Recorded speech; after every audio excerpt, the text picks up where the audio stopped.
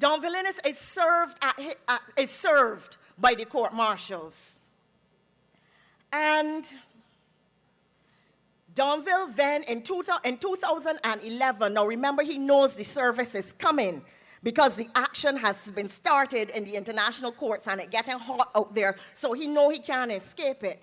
In 2011, Donville files a notice of change of directors in the corporate registry of Barbados because this company is registered at a Barbados address. Fiesta Catering Inc. is registered at Pleasant View, Cave Hill, St. Michael. It has a Barbados address. So not only is his address in Barbados, but the company itself, sexsearch.com, which got this man into trouble, not that he had any right going to the company, for this kind of activity, because he said he was a man with minor children and he can be shamed given his position in society and so on. Donville in 2011 filed a notice of change of directors. And you know what happened? It was backdated to election day 2008. So what he's now trying to say is, look, this company ain't got nothing to do with me. I was done with it since 2008. But that notice of change of directors was not filed till 2011. But it ain't stopped there. Because the company has to have a director. Whose name do you think went on as director? Gail Williams, also known as Gail Williams Innes, wife of Don Villeneuve. Now, this a man coming to shame for nastiness, and he tell the wife, you go forward. You take it. Now, I don't know if that is how it happened. I can't tell you if she is one of these people who would do anything for money or who felt my children's father about to get shame or got to save him. I don't know what happened in the quiet of their residence. What I know is that she went forward and said she was the director of this company and so on. She did not say, look, this is not my business or my husband's business. We don't engage in this kind of nastiness. She did not say we don't do anything about this. She filed an affidavit dated December 2012. I think it was, Ralph, give me the date, 2012. And you know what her excuse is? We don't do business in the state in which he said this happened to him. That's the answer. It goes on.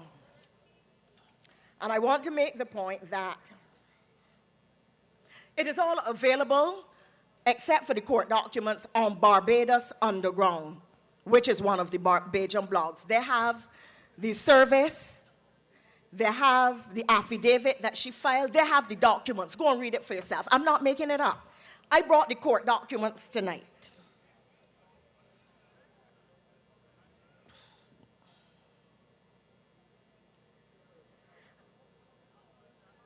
This is an election, according to the Democratic Labour Party, about values and decency. I want the Prime Minister and Don Villeneuve to talk to me about this in relation to values and decency. I do not care if you practice 69, 49, or straight solo 9. That is your business. What you do it with in the privacy of your home, that is your business. When you do it, how you do it, sideways, wrong ways, nothing to do with me. Deal with your partner and God.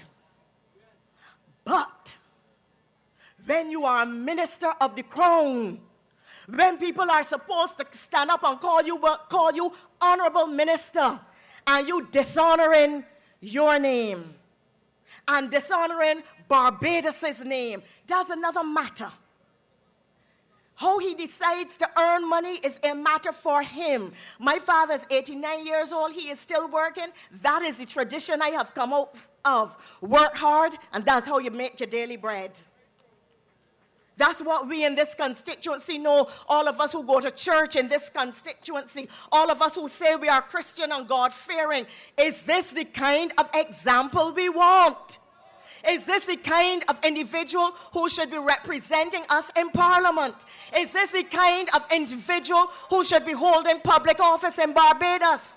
Is this the kind of person who should be in the cabinet of a prime minister who says he has integrity and he is decent? Is this the person who should be in an election that the Democratic Labour Party is fighting on values? So how he is making his money, I don't envy him that he is rich. I don't envy his wife her big rides and the comfort in which she lives. What I am jealous of and what I am guarding jealously is the good name of Barbados. I am guarding our name because we have already been brought down to economic junk status. We cannot be reduced to moral junk status as well. We cannot be placed in a position where when a minister's name is used, Donville O. Innes of 124, husband St. James, Minister of Health of Barbados. Minister of Health? Health? When sexual diseases and AIDS is such a major problem? A minister of government in a cabinet who should be protecting the innocence of young girls? What do you want for your little children? I see some here tonight. Have you ever said to your child, get an MBA like Donville Innes has and become a pornographer? Is that the model you want for your children and grandchildren and for Barbados to follow? Is that really what we have come to in Barbados? And they're talking about power hungry? The Bible says the love of money is the root of all evil. And what else would cause a person who is holding public office, who has already made perhaps millions of dollars, going back 15 years, 10 years, from this kind of activity, to not say to himself, you know what, I have had enough. People elect me to represent them, and I'm going to raise my personal standards. I am not going, what respect could he have for you as constituents? Or for this country, when he allows his name to be associated while he is a minister of government, sitting in the parliament, sitting in the highest place. The Bible says you got to fight against principalities and powers, against wickedness in high places. This is the highest kind of wickedness in the highest office of the country. And Frondell Stewart is keeping his mouth shut, and not saying a word to Donville Innes because he is counting this as a safe seat to return him as prime minister. It must not happen. It must not happen, not because I am power hungry, or Oinasa is power hungry, or the Barbados Labour Party is power hungry. It must not happen because Barbados means too much. It has to stop. And tonight is the point at which this constituency chooses. Once to every man a nation, the hymn says, comes the moment to decide in the fight of good with evil, in the fight of truth with evil, for the good or evil side. Tonight is the moment that you either say, I am electing Sandra Husbands, a hard-working, decent, clean woman, running a business, facing her debts, her expenses, managing people, employing people, not doing things which will damage the morals of minors, or doing things to reduce the name of our beloved Barbados. Tonight is the moment to decide. I have made my decision, and I am here. They ask me why I'm here, not in gratitude. I am here because my country means more to me. And when I stand at the international level, whoever the people of Barbados vote for, I will work and serve. But I can't stand it when people look in my face and ask me things like, is this the mighty Barbados? As somebody asked me the day after we got our junk bond status ratings. I can't stand it when people come up laughing and ask, so, y'all have a minister named Donville Innes? And start to laugh. We have to determine whether or not, look, I was a minister. When Arthur had insisted on standards in his cabinet, as a person who served Barbados in public office, I received an award called the Champion of the Earth Award. I share it with Al Gore, with Prime Minister Helen Clark, with Mikhail Gorbachev, the president of Russia, the former president, with His Serene Highness Prince Albert II of Monaco. I share it with Thabo Mbeki, president of South Africa. It is the highest award that anybody could get for service in environment outside of a Nobel Prize. It allows you, the people of St. James, to feel that you elected a woman of substance, a woman who brought pride on your life and on Barbados' name. It allows you to walk with your head up. Don Villeneuve is not doing that. His name is on the international flag as well, but it is in the international flag of shame. It started, give me the nude cast thing, the naked news thing. That is how it started. This is how Donville's activity first came to light, with them exposing the naked news story. I didn't give you the other images, the naked images. That's how it started. And he denied it, and that is when he went back and said and withdrew from the company and all of that. That is where we are in Barbados tonight. Now, if in fact I am telling the truth, the documents, and we held them up, those are the court documents. 22 people are hauled before the courts, including Donville O. Innes. Now tell me what you feel a prime minister who says he has values and decency should do with an individual like that. Tell me what you think a prime minister who is running on an integrity platform should be saying tonight. Should he be getting up and talking about my ingratitude, or should he be dealing with the fact that here is an individual who is making Barbados' name shame? And Donville and Scranton, because these are activities that make a lot of money. A company called Addis, Donville Innes, and Alfred Sparman, the company has their initials, just put up the deposit to buy Bayview Hospital. He making so much money that he could buy a whole hospital. And you know, if hospital services at QEH are running down the ground, who benefits? Well, if you own a hospital and things at QEH bad, who gonna benefit? That's who we are dealing with.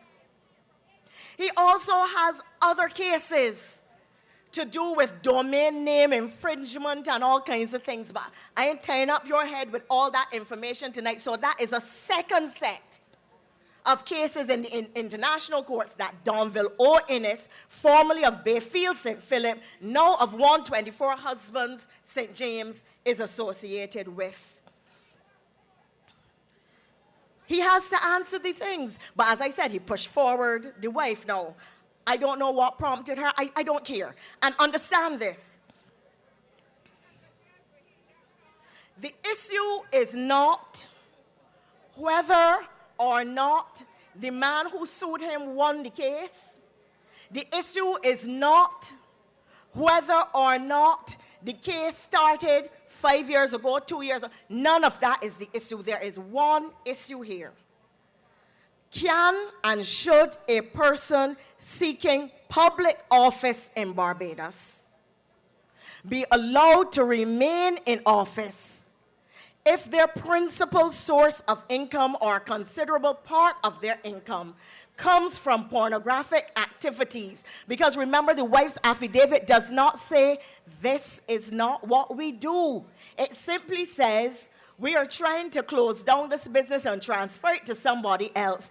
And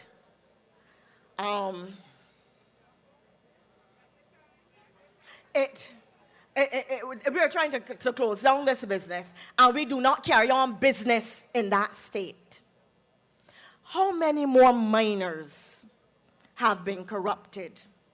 How many have been put in this situation where they were filmed without their knowledge, being forced to have various kinds of depraved sex with mature men?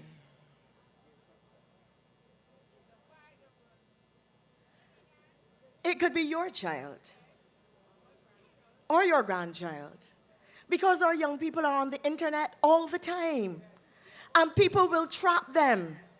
People will trick them. Adults will lure them into wrong, away from Sunday school and church, and into beds of iniquity and depravity. That's exactly what's happening here. This man, intending to have sex, found that the female with whom he had had sex was a minor, and found himself facing 15 years in prison. The problem is that the minister should feel that he is entitled to carry on a business like this. The problem is that he should feel that Barbados' name has no value, that his earnings, his pocket, is to be put above the good name of Barbados. And the cursing Sandra bad enough. He said Sandra has failed at everything, including having children. Can you imagine that? That was God's decision. That was God's decision. When Donville Innes said that, he was flying in the face of God. God decided. God decided. But Donville chose. When his mother christened him Donville chose to rechristen himself Pornville. God chose that Sandra should not have children. Donville chose that he should take the name of Pornville. Saul was converted to Paul, but in this case, he went back. Donville went to Pornville. Instead of going forward, instead of going toward the Lord, instead of going toward what is right, what is good, what is decent, he went in the entirely wrong direction. Chris Sinclair, on the same day he apologized, or allegedly apologized, to June Fowler, he said he wanted to know how much teeth Sandra have in her mouth. And I say to him tonight, she has just enough to bite away the constituency from Donville. Whoa, whoa.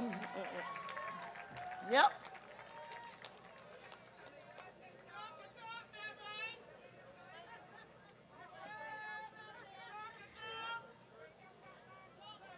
I have laid out the facts before you.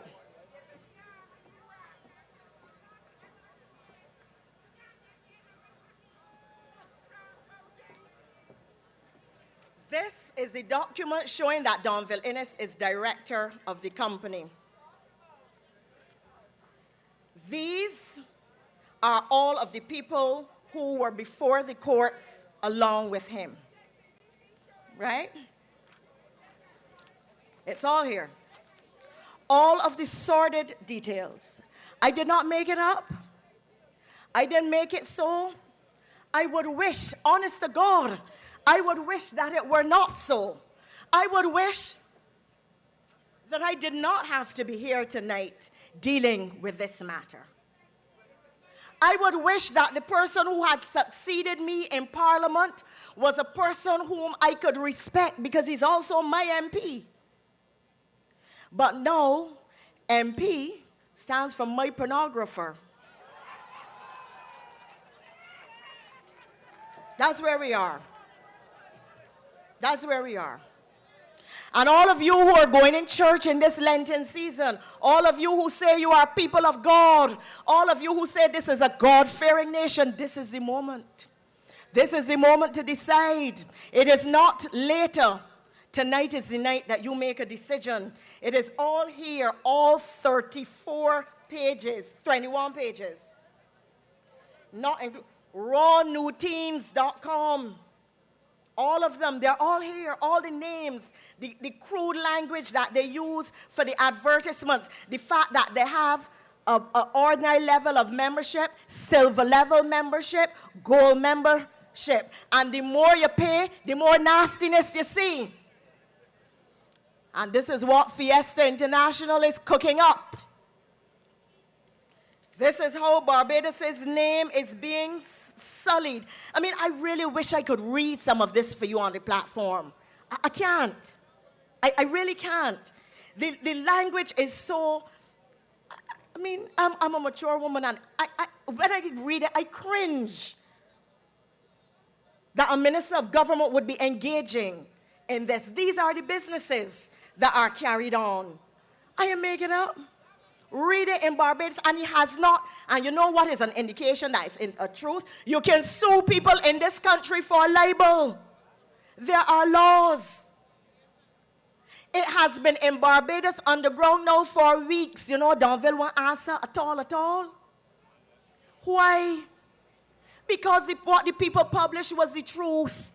As indeed, I am speaking the truth tonight. And I think that, excuse me.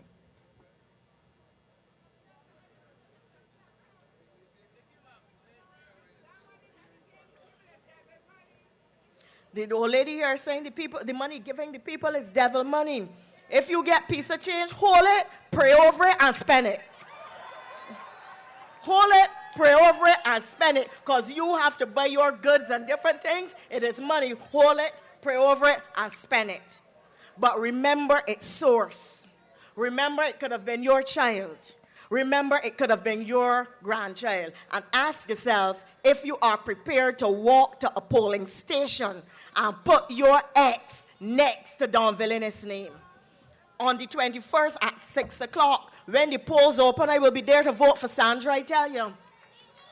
I will be there to restore this country to dignity and decency. I will be there to ensure that our ministers are held to account and rise to a different standard, and that Barbados' name isn't junk economically or morally. And let me deal very quickly with one or two things. We hear all the time how nice Frondel is. A person who nice does not say that that Barbados people in Barbados is like a pagan. People are sucking on the nipples, and the nipples are now sore and they must be dragged off. Food, the expenses of things are so high. We cannot even afford to buy Vaseline to rub our nipples. Take him off and rub our nipples, because our nipples sore after the Dems were sucking on them for 5 years. Sucking on them with increased water rates, increased by 60%. Sucking on them by increasing the excise tax on electricity from 25 cents to 53 cents. Sucking on them. I have a yellow notepad in my handbag. Bring it for me. I want to tell you what they're sucking out of us in terms of taxation, and they're saying that nobody can do better. We are not offering a magic wand. We are offering management. And in any event, if Frondel is Mr. Congeniality, fine. We want Mr. Competent. We want, I've said tonight at another meeting, I found myself a little financially embarrassed in Supercenter. I came home, went to the supermarket with a list that did not have on 10 items. When I got to the cashier, people stopped to greet me and I was distracted. When I turned around, I see a figure that shocked me. I mean, I jumped. I said, "Excuse me, sweetheart, stop." I said, "That is my subtotal," because there were still things on the conveyor. She said, "Yes, ma'am," and she continued. I tell her, "Sweet girl, I tell you, stop. Did you start that cash register at 0? She started laughing at me. I tell her, "Darling, don't laugh. I'm very serious."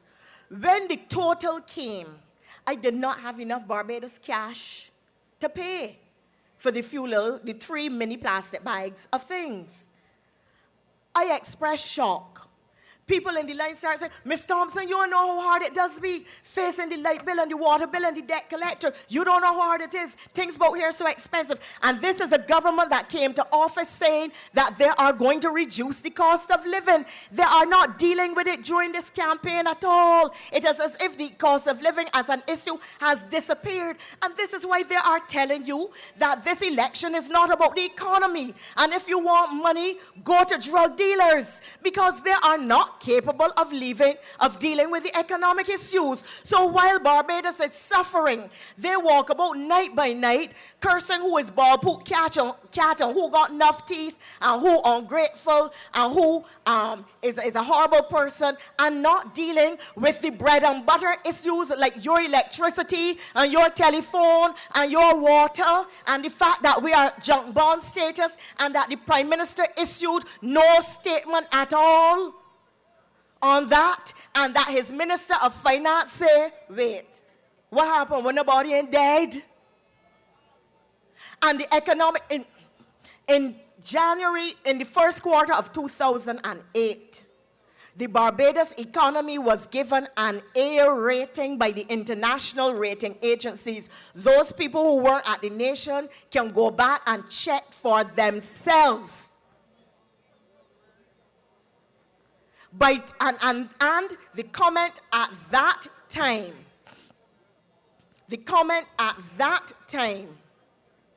was that, excuse me,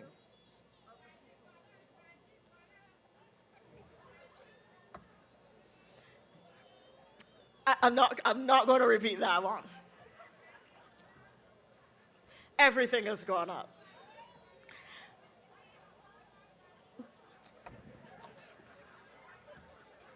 By the last quarter of 2012, when the international rating agencies gave us the A rating, they indicated that the macro fundamentals of the economy were sound, and all the new administration had to do was continue on that path. Therefore, by the time we got to 2012, at the end of 2012, when we were downgraded to junk bond status, they said that the outlook was pessimistic or downward looking. It means that nothing that the Democratic Labour Party is doing is saving the country. Nothing. We are in a situation tonight where tourism arrivals, and I want to read some of these statistics with you, because they tell you tourism is down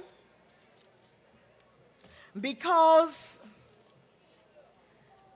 things are bad in the international markets. But here the tourism arrivals in the rest of the Caribbean. Antigua is up 2.3. Aruba is up 2.6. Bahamas is up 2.9. Belize is up 10.1, Dominica 2.9, Guyana 17, Jamaica 2.3, St. Lucia is -2, Barbados is -5.2, and the only country lower than us is Montserrat, half of which the population left because it was destroyed by volcano. That's where we are in Barbados tonight. They tell you that the debt is killing them. It took us 15 years in office before the national debt reached $5 billion. But in 5 years in office, they have increased the national debt by $2.75 billion. So they're the ones creating the debt. They say that countries are not growing. Barbados is growing by less than 1%. The rest of the Caribbean grew in 2012 by 3.6%, more than triple the rate at which the Barbados economy is growing. The problem in Barbados is the Democratic Labour Party administration. And they are running some ads saying that we are going to privatize. It wasn't us who made people pay for health care. It was not us who increased the water rates. It was not us who increased the bus fares or energy taxes. It was not us. We kept prices at the national level down. It was not us. And finally, I want to repeat it. Some of you may say I don't know if I'm ready to vote for Owen. A vote for Owen is a vote for yourself. He is Mr. Competent, and that is what we need. We need the policies and programs and the agenda of the Barbados Labour Party as laid out in our manifesto. And don't mind any stupid note that says, take her off my hands. In Barbados, we tell people all the time, you don't want this little boy, you don't want to take him from me, or this little girl, but you don't mean it. It's something that's said in jest. Frondell Stewart wrote a letter to the Council of the Democratic Labour Party and the Democratic Labour Party membership, cursing David Thompson, saying, when I say cursing, I don't mean bad word, really putting some serious political blows at him, and saying that he should never be allowed to lead the party nor the country. And yet, Frondell turned around, was his deputy prime minister. Let Owen and Mia deal with their issues. The point is that Mia is on the Barbados Labour Party platform every night, working tirelessly to see Owen Arthur as prime minister because she believes in Mr. Competent, and she is part of Mr. Competent's team. And you have to vote and support. Vote for and support Mr. Competent and his candidate in this area, not Mr. Nasty. You ready? Yeah. Okay. Not Mr. Nasty, but Miss Nice. They are calling me. I've dealt with economic issues. I've dealt with the moral issues. I have dealt with porn villainous. Here, Donville, here are the documents. So tell people that I'm lying now. These are the court documents. And the rest is on Barbados Underground. You read it for yourself.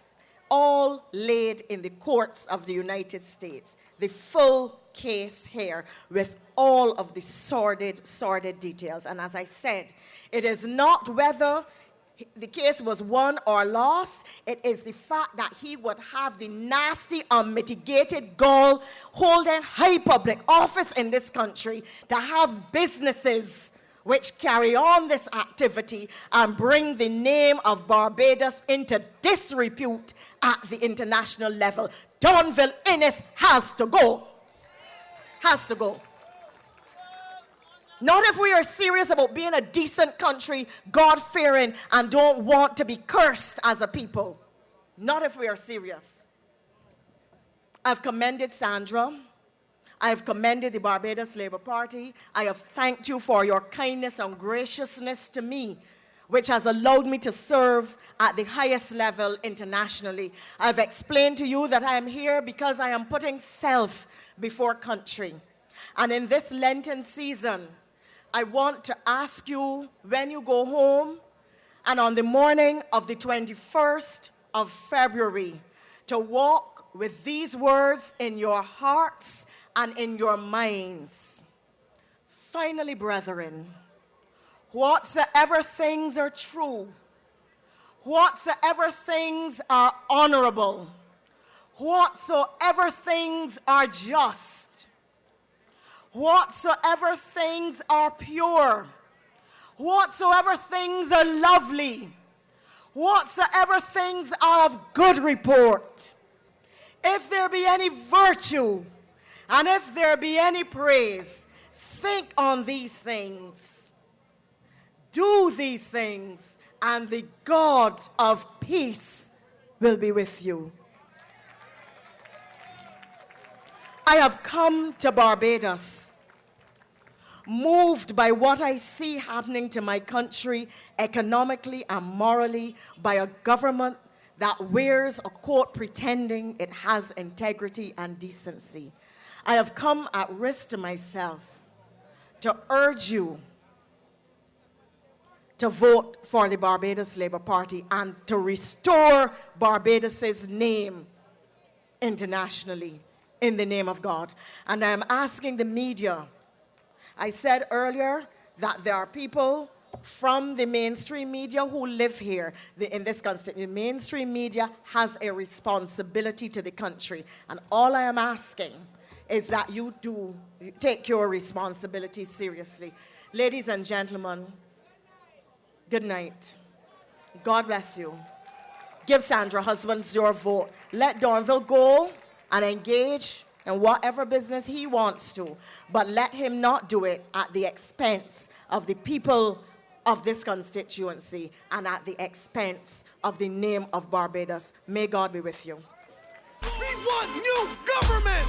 Tell me what you want. Louder. What you want. Louder. Tell me what you want. Barbados Labour Party. Barbados stand up. Barbados stand up. Ladies and gentlemen, Henrietta Elizabeth Thompson. Come on, give it up for Elizabeth.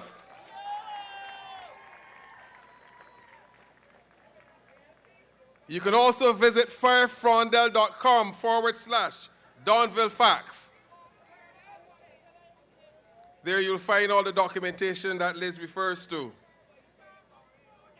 Liz served St. James South with honor and distinction from 1994 through 2008. 2013, the Barbados Labour Party brings a woman of sound substance, a woman with depth, a woman with care in her heart for people she has spent her entire working life, enabling people and organizations to find their richness within them and to live their potential. This woman is my friend. This woman is my colleague. This woman will be the next representative of the constituency of St. James South. Give it up for Cheryl Sandra Husbands.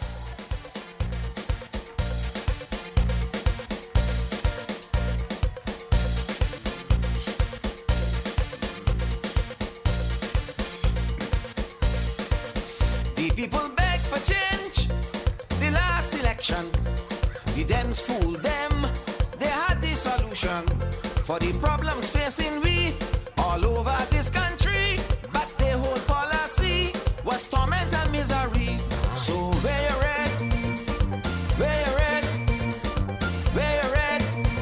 Oh, incoming, get ready. Where you red? Where you red? Where you red? For Barbados Labour Party. Where you red? Look, where you red? Yeah, where you red? Oh, incoming, get ready. Where you red? Where you red? Where you red? For Barbados Labour Party. Back to the polls and voting the bees. Back to the polls and voting the bees. Back to the polls and voting the bees. Voting the bees, yeah. Back to the polls and voting the bees. Back to the polls and voting the bees. Back to the polls and voting the bees. Voting the bees, yeah. They're raising everything, and people ain't working. We suffering. We got to do something. But you could guarantee when Owen win for we, Owen will see to it that money in we pocket. So where you red? Where you red? Where you red? Owen coming, get ready.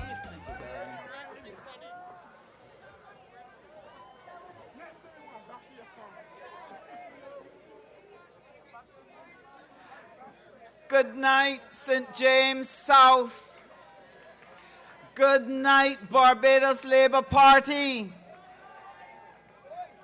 Good night to my team that has worked so hard. This is a momentous occasion. I want to start first by thanking deeply Elizabeth Thompson, a woman of courage, a woman of honor, a woman who will stand to defend her country even at the risk of her own job. I thank you, Elizabeth. I thank you. There are not many people who will stand up. And I will say this to you, something that I feel passionate about in my heart, that in Barbados it is time to stand. For too long, in our nations in the Caribbean, we have looked at things and winked our eyes. We've stood mute and afraid to even speak up when we go to a place of business and they do us wrong. We think hard to speak up for our own rights when someone else does us wrong. And for too long in our country, we have remained silent. But I sense that there's a change coming in Barbados. I sense there's a change coming to our society. We have watched so many things deteriorate around us, and we've whispered to each other in dismay what is happening to our country, what is happening to our young people, what is happening in our business, what is happening in our parliament, what is happening across the landscape of our nation. And we have reached a moment where we need to choose, because God visits every nation with a moment in time when it has to decide whether it will go left or right, whether it will move up or down. And that moment is here with us as a nation. And we, as we look at where we are and what is happening to us, we have to step back and ask ourselves, on what basis will I make this decision? The decision that stands before us has to do with, one, our economy, second, our society. What kind of economy do we wish to build? What level of prosperity and quality of life do we want to give to the next generation of Barbadians? Across this constituency, I have had the privilege of interacting with families from every walk of life. And the challenge in the heart of each mother, the challenge in the heart of each father, I want to do good for my children. I want them to live their best life. I want them to do better than I did. And they look at the circumstances around them, the challenges that they face to be able to keep food on the table, the roof over their head, and they wonder what will become of their young people. Well, February 21st is going to be the day that you get a chance to decide that.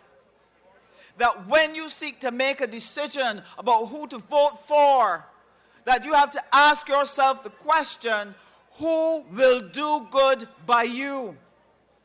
Who will give this nation the opportunity to prosper? Who will give this nation the opportunity to be able to build a society in which we are able to build wholesome communities? And so tonight, those twin things stand in front of us. And every election, the electorate is constantly challenged. They hear voices from the left. They hear voices from the right. They see messages. They hear messages conflicting. And so often they feel so pressured. They feel that all we want is a vote. They don't know who to choose. They don't know where to vote. Because after a while, a population can feel pressured and disillusioned by what is happening in the political arena. But I'm here to say to you tonight that if you're going to make a decision, it is important that you make it on a very clear basis. That is going to be important going forward from here as a nation, that we pay attention to what is going on around us.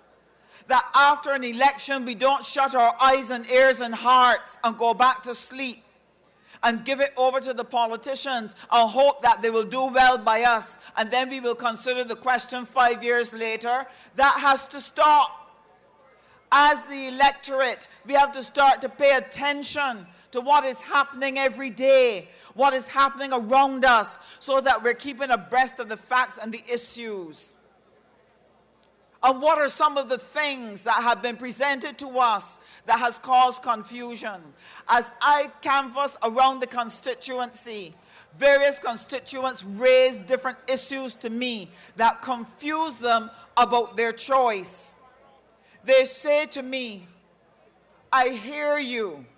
I hear the promises that the Barbados Labour Party is making, but I have some concerns about things that would have taken place in the past. They say to me that they are concerned with whether or not we were spending too much money in the past. They are wondering if it was really the good economic management of the economy that took us forward in 14 years, or was that just a fluke that occurred because circumstances in the world were favoring us?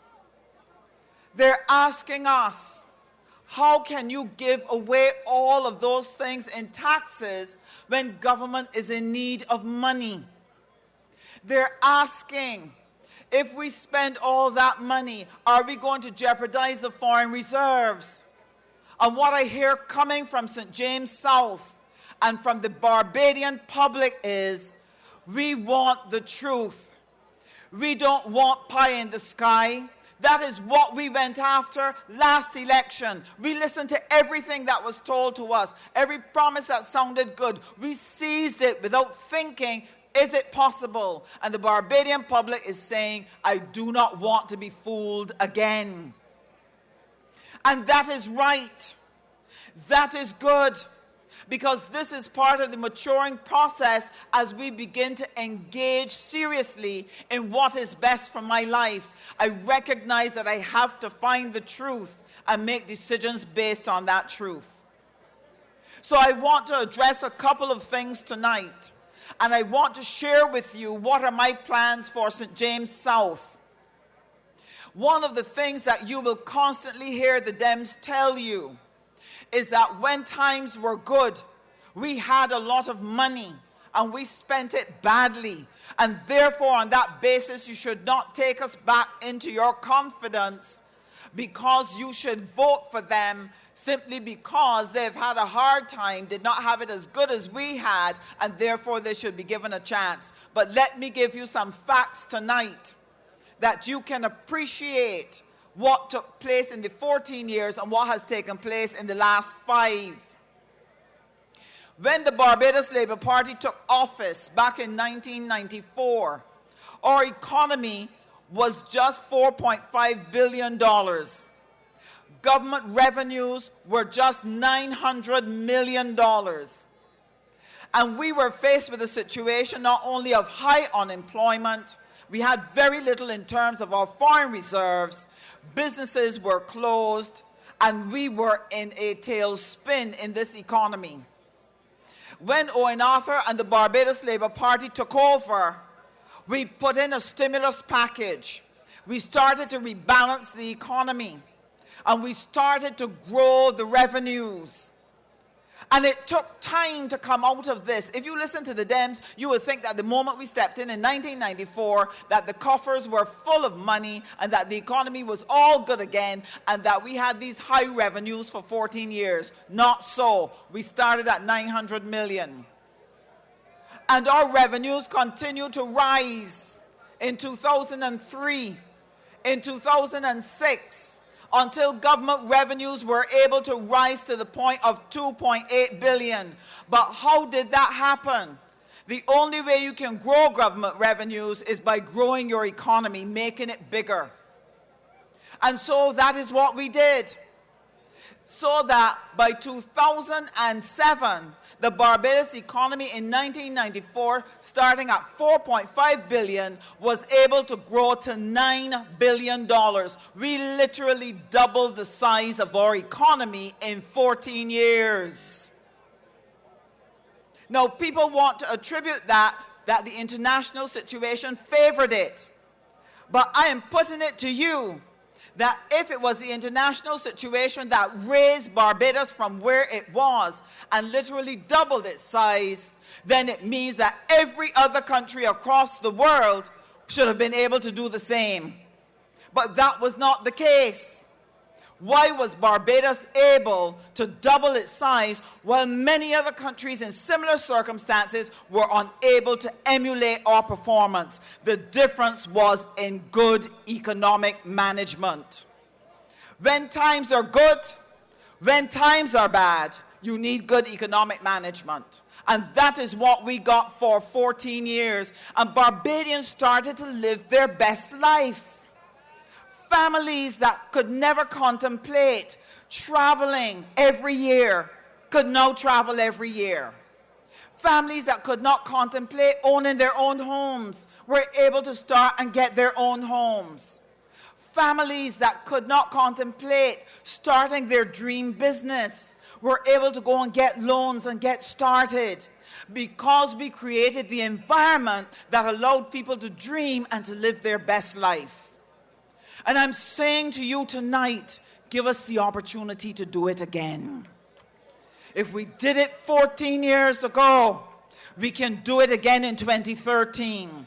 We can work together as a nation, as a people, and pull Barbados again from out of the morass that it is in and lift it up and shine it so that it sparkles again, so that our people can again contemplate living their best life.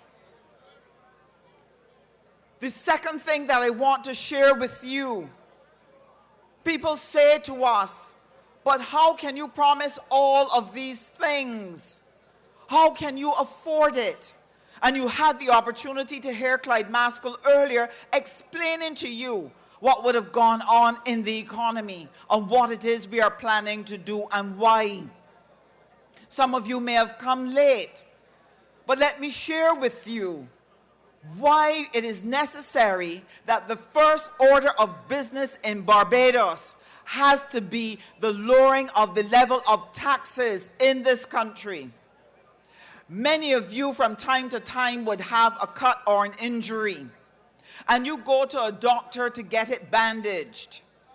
If that doctor bandages that cut too tightly, then circulation is cut off. If the circulation is cut off, the cut cannot heal. So anybody attending to you would know that the first thing that has to be done, you need to relieve the pressure on the wound so that circulation can occur and so it can heal. And it's the same thing with an economy. If you overtax it, you cut the circulation, and you have to release the pressure to allow the economy to recover itself so that families and households can do the same. And to explain to you how important it is to set your level of taxation right, it is important to understand a basic concept that every vendor in the market understands. It is necessary to explain a concept that every small business person understands. It is necessary to explain a concept that every big business understands. If you are selling an item and you are selling it at $5 and you decide that you want to increase your income, and you decide that in order to increase your income from your sales, you are going to raise the price by doubling it. Every vendor knows that if you double your price, that your consumers will not buy. So instead of getting more income because of raising your price, you will actually get less income. Every vendor in the street knows that. It is called optimal pricing because there's a price above which the consumer is not prepared to buy. The same thing is true about taxation. An economy based on its structure, based on the nature of its businesses, has an optimal level of taxation that allows businesses to make a profit, to employ people, allows families to be able to spend and get satisfaction from their salaries and their spending. And between the businesses and households, that optimal level of taxation will give government its highest possible revenue given the factors that you're dealing with. Anytime you go above the optimal level of taxation, you are actually going to decrease your revenue because your households stop spending, your businesses stop making money, and your VAT returns, your income tax, and personal tax will drop. And this is how this government found itself in trouble. Its revenues were dropping because it overtaxed the economy. That is why we can confidently say to you that when we release the pressure of the taxation, that actually government revenues will increase. And that is why it is important on February 21st, if you are interested in the economy recovering so that you can begin to live a quality of life, you need to go and put your X next to the Barbados Labour Party candidate. And in St. James South, that is Cheryl Sandra Husbands.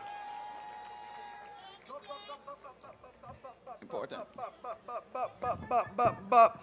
I cannot leave West Terrace without asking the people of St. James South. This lady was a member of my branch, came into public life in St. Michael Northeast. Her husband was my branch president. And I feel that after you heard what Liz told you here tonight, you need to put a good woman back into the House of Assembly. You need to let Sandra Husbands join Cynthia Ford and all the other women and myself, because you know that when you have a good woman from St. James South, the people of St. James South are always, always well represented.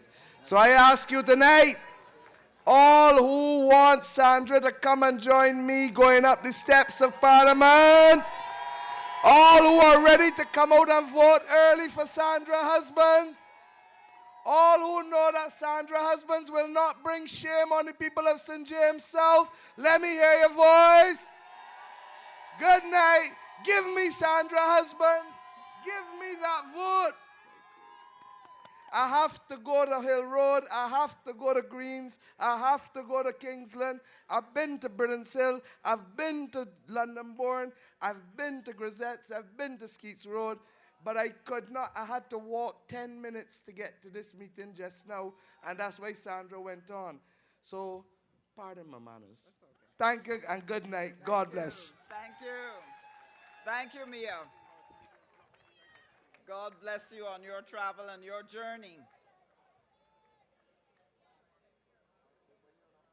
So we have before us tonight a choice to give the Barbados Labour Party a chance to help this economy to breathe again, to allow households to breathe again, to allow businesses to breathe again, so that we can begin to shape a life that will take our families forward and secure a future for our children.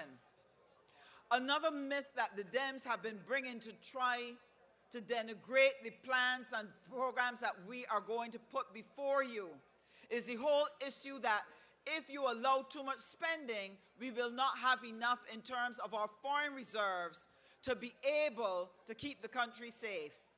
Now, Clyde spoke to that somewhat today, but let me just give you a brief example that will help you to understand how silly the position of the Democratic Labour Party is. Our economy is like a Mercedes-Benz. The Mercedes dealer will tell you how you need to treat your vehicle to ensure that it is able to run efficiently, because it's a powerful and expensive vehicle. And if you ill-treat it and don't make sure that there's sufficient oil in it, eventually what will occur is that your engine will cease. So they may advise you that you need to keep 3 or 4 cans of oil on hand so that you have them in reserve, so that when you need oil for the car, it never runs out. That's why they tell you keep some cans of oil in reserve. Now just imagine that a Mercedes owner runs into a little trouble with his income, his cash flow. And the car starts to indicate by the flashing and blinking light that it needs oil. But he does not have money to buy more, but he's got the 4 cans in reserve. Does it make sense for him to say that the dealer told me keep 4 cans of oil in reserve all the time, and decide that he's not touching them and therefore allows his car to run out of oil? That is nonsense. That does not make sense. That if your engine is crying out for oil, use the oil that you have and develop a strategy whereby you're going to get more. And that's the same thing with our foreign reserves. It is no point keeping sufficient foreign reserves on hand so that the IMF and Standard & Poor's can give you a pat on the back, while at the same time your economic engine is sputtering, your households are failing, your businesses are collapsing, and the economy is going to pot. So it is important that we have sound economic management that knows how to effectively use the foreign reserves so that households can flourish again and businesses can flourish again. And that is one of the reasons why I joined the Barbados Labour Party. I did not grow up in a political family. I did not grow up with politics around my ears in the way that Mia would have done.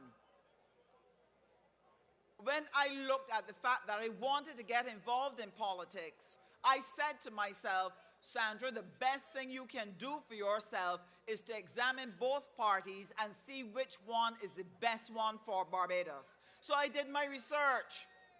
I started looking at the history, the track record in economic management, in social management.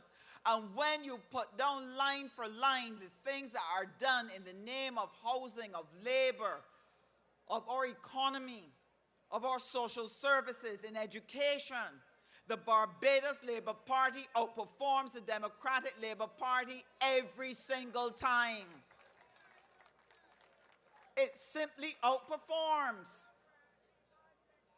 And so it was important to me to make sure that I aligned myself with a party that I would not have to defend and make excuses for poor government, that I would not have to stand and lie for it, that I would not have to stand and explain to you or excuse to you why we could not get things done. And I have been able to hold my head high since joining the Barbados Labour Party, because the promises we have made, we have delivered. And why is that important? Because if I am coming to you as a representative of St. James South, and I want to make life better for you, but I'm aligned with a party that is incapable of delivering on its promises, how am I going to represent you? How will I personally deliver on the things that I am saying to you I am going to do? I have to know that I am working with a team that can create the environment, make the resources available, that as I plan for the advancement of all the constituents in St. James South, that the possibility is there for me to be able to deliver. So I do not have to come back to you 5 years from now and make excuses and try to blame somebody else and try to say why I could not do X or Y because I align myself with a party that could not perform. I don't want to do that. I want to be able to come to you, put my best effort forward, and be able to say, this is what I will deliver.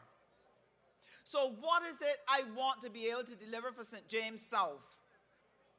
St. James South is a beautiful constituency. From Halls Village to Durance to Paradise Heights to Wanstead to Warrens to Prior Park to Crystal Heights to West Terrace to Husbands, all through this constituency. And in each of the different areas, the needs are a little bit different. Some are similar, some are different.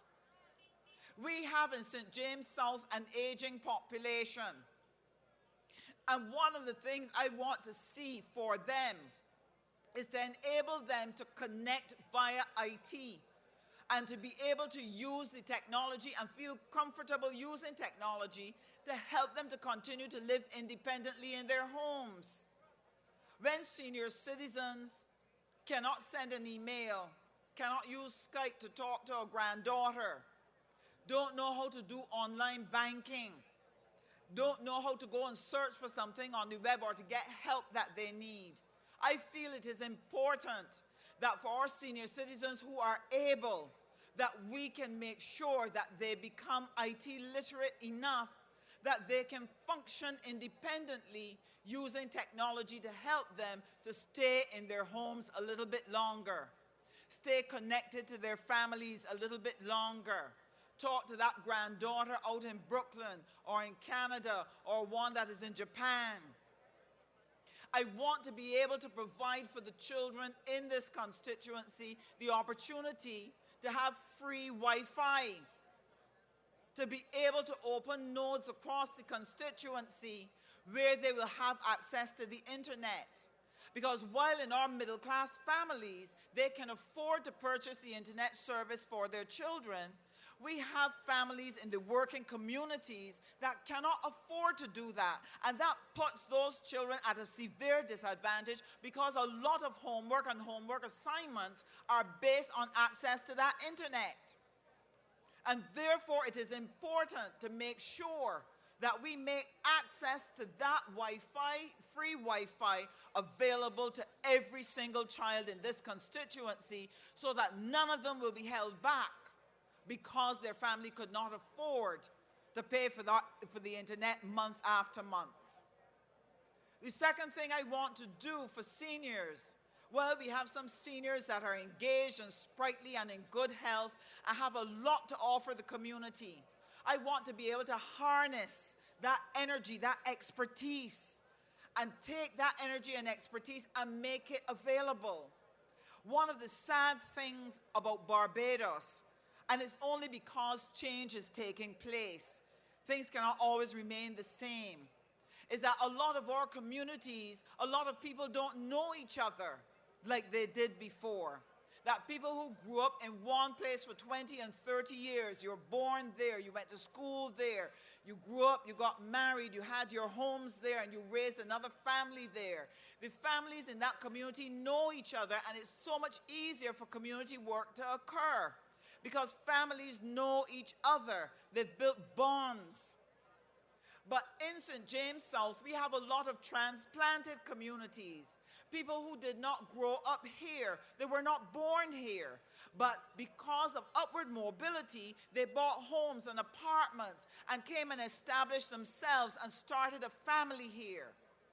So what happens is they very often may not know someone on either side of them. They may not know people who live 2 and 3 or 4 houses away from them. They might only know them by a car number. And therefore, when they are looking for help from people in the community, people often don't know where's the expertise. So one of the things we want to establish for St. James South is a database where we can have a register of skills, expertise, and what people are willing to offer or volunteer in community service, so that a church or a youth club or a school or an individual can tap into the database and find someone who can help them with something. They might need somebody with IT skills. They might need somebody who's good with horticulture. They might want someone who knows how to do mechanics. They might need somebody to help them in math. They might want someone to help them with fishing. But they will only be able to find each other if we're able to provide them with a database of skills so that they can utilize it. And that's another thing I want to do for St. James South. Another area that I want to address is the whole area of cultural activities. There is a wealth of talent in St. James South. And one of the things, if you know the Haynesville group, they are wonderful performers. And it's not only in Haynesville. We have other groups, other places that do other things. But that group is reaching the stage where they've perfected their craft, and now those young people need the opportunity to take it to a new level. And so what we need to do as part of the economy for the young is to provide a framework by which young people are going to be able to take their craft and commercialize it. Take that talent and use it to generate income and be able to forge a career that will take them ahead. And I want to work assiduously with our groups to be able to make that a possibility so that the young people can dream of the careers that they can have within the cultural sphere. And that is only just a sample of what I want to be able to do for St. James South. But one of the biggest things that we have the greatest opportunity to manage are the opportunities that will flow out of the growth of UE.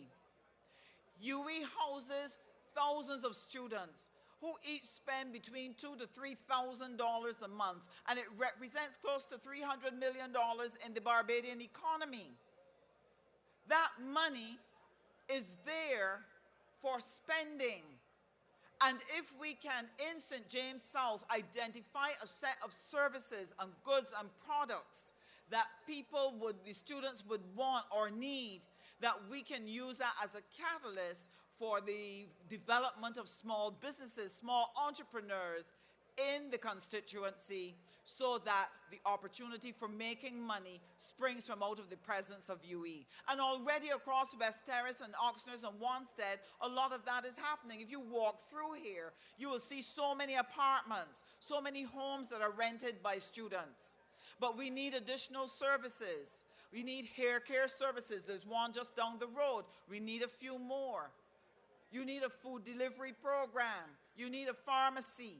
You need all types of additional services to be made available to students, and I believe that the people of St. James South can convert the student energy into very positive entrepreneurial opportunities for themselves. And this is how we will build wealth in St. James South. I also want to do some work in work skills and life skills, because I want to be able to provide every young person in St. James South with the opportunity to live their best life. And it doesn't matter how much we provide as a government, unless people have the skills and have the motivation to seize those opportunities and convert them into a better life for themselves, then as a government and as a community, we have worked in vain. And so, I want to set up training programs across the constituency that will meet the needs of young people at their varying stages of development and empower them with the motivation and the skills that they need to make a better life for themselves. But none of those things are possible unless we have a strong economy and unless we have a viable society. And that is why the decision that you will make on February 21st is so important, because for us to be able to give to our young people the life that they deserve, the opportunity that they should have, we must build that society. And so I'm asking you, make a date. February 21st is our date with destiny. I'm asking you to choose soberly. I'm asking you to choose wisely. I'm asking you to choose prayerfully. When you go to that polling booth and you step in, I want you to put your X firmly next to the Barbados Labour Party and Cheryl Sandra Husbands. And those of you who come from other constituencies, I'm asking you to do the same. Support the Barbados Labour Party, because we are going to work together with you to create a better tomorrow.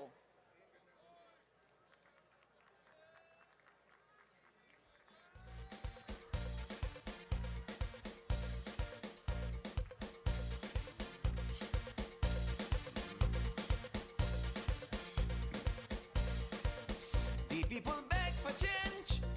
The last election, the Dems fooled them. They had the solution for the problems facing we all over this country, but they hold policy. Ladies and gentlemen, that is the next parliamentary representative for the constituency of St. James South, Cheryl Sandra Husbands.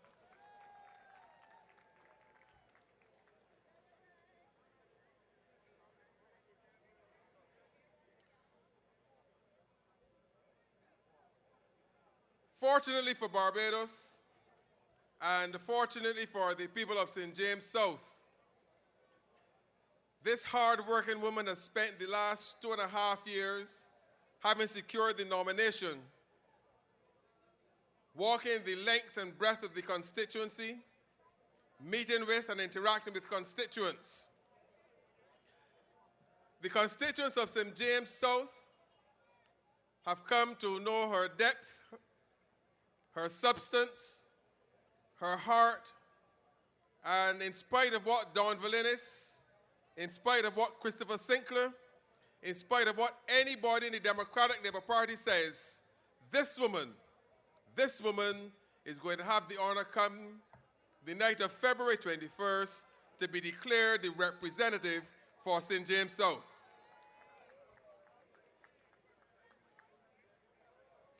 I said to you earlier that a government, the acid test of a government, has a few elements. I talked earlier about the whole question of how a government and a nation treats its youth, its young people. But I also said to you that the asset test of the quality of a government is the degree to which that government and that nation treats to the needs and the circumstances of its elderly. Under the Democratic Labour Party, the elderly in Barbados, when it comes to health care, have had a raw deal. Don Villenis, without due care, diligence, and consideration, oversaw the cutting of $25 million from the health care budget of government. Without due care and diligence, as a result of that, tonight we have people in Barbados who have to access medication, and in accessing that medication, they have now to pay for that, accessing that medication. We also know that in the effort to cut, what government has done is moved more and more towards generic drugs. And if you talk with the pharmacists, if you talk with doctors, they will tell you that the state of care and the efficacy of the drugs which many citizens across Barbados tonight have to use, that as a result of this move to generic drugs, in the main, people's health has come more and more under severe threat. What does the Barbados Labour Party commit to in its 2013 budget? It says very clearly, we will amend the draconian measures introduced by the Democratic Labour Party government, and we will ensure, are you listening? We will ensure that all pensioners, all, not some, not most, we will ensure that all pensioners receive their medication free of charge at the pharmacy of their choice. That is a solid commitment tonight being given by the Barbados Labour Party. For those of us who are working and not yet counted amongst the elderly, there is something in this manifesto for us. It says, those of us who take the responsibility for our health care, those of us who purchase health insurance, those of us who are engaged in wellness programs, the government, the Barbados Labour Party government, will allow you to claim your health and wellness expenses as part of a new health care tax credit. That is another solid commitment and promise of the Barbados Labour Party. We will remove import duty and VAT from a basket of goods which support healthy eating, to include diabetic supplements, low sugar and low fat snacks, sugar substitutes, and the like. The Barbados Labour Party has given due care and consideration and has designed a package of policies and a package of programs that will treat to the needs of the elderly and those of us who are on our way to that stage to be able to look after ourselves in more and more meaningful ways.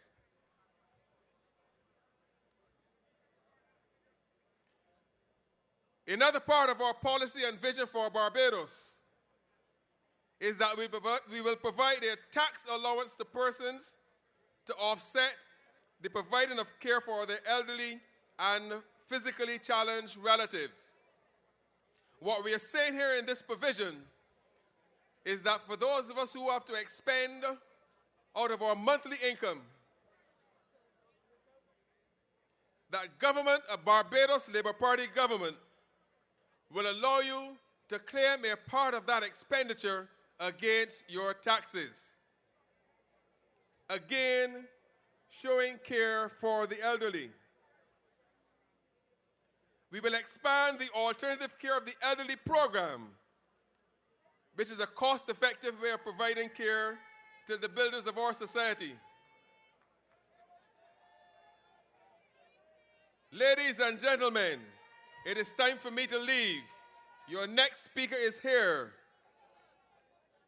The man who will send James Paul full-time back to the Barbados Agricultural Society, Mr. Ian Gooden Edgell.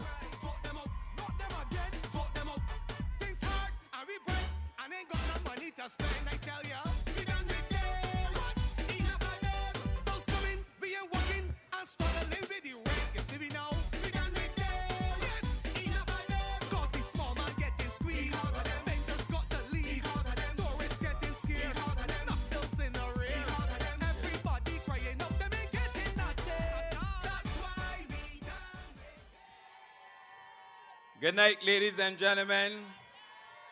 Good night, West Terrace. I can tell from the crowd here tonight that you done with them. Indeed, Barbados done with them too. But I've come tonight all the way from St. Michael, West Central, and I come to tell you tonight that we know we are almost there. We have worked hard in the constituency, and we know that is only a matter of time. And despite the Dems trying to abuse us on the political platform and talking about who live where and who live where, we know that one thing is clear, ladies and gentlemen, that the Barbados Labour Party is on the move. That the Barbados Labour Party is on the road to victory. And I say to Barbados tonight that the Democratic Labour Party does not have any moral obligation to come to you and ask you for another 5 years. And I say so because this country, this Barbados, was going on a wonderful path. It was punching above its weight, to use the words of Kofi Annan. It was going in the right direction. And this Barbados Labour Party, after the Democratic Labour Party sold you change and gave you that great hope, they have turned, ladies and gentlemen, all of our prosperity, all of our hope, ladies and gentlemen, into despair. That is what the Democratic Labour Party has done to you, the people of Barbados. And it is important for us to cast our minds back. In 1994, the same thing happened.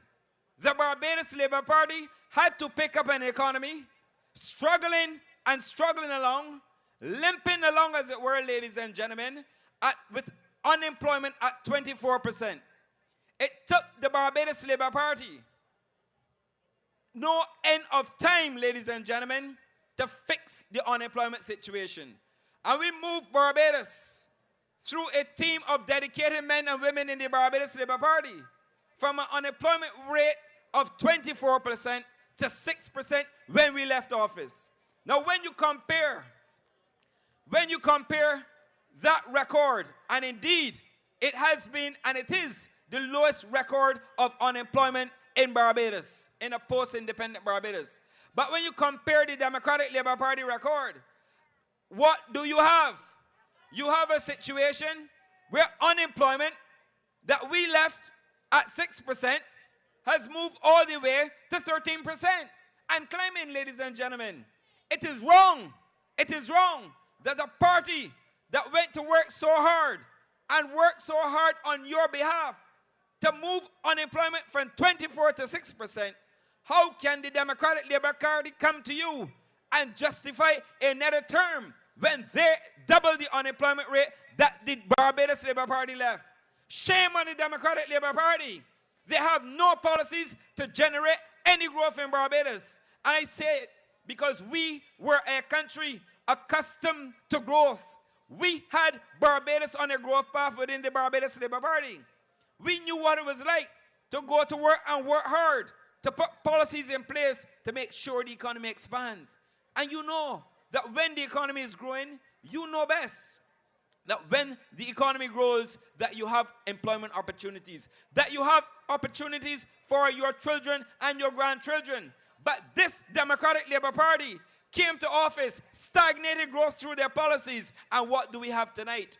A country at its knees, on bending knees, limping along, no leadership, failed leadership indeed. And that is what the Democratic Labour Party has done. So when they want to talk about job destroyers, I say to you that the Democratic Labour Party has been the greatest job destroyer in Barbados, because 16,000 jobs were lost under the Democratic Labour Party since 2008. And I want them to talk about the job destroyer.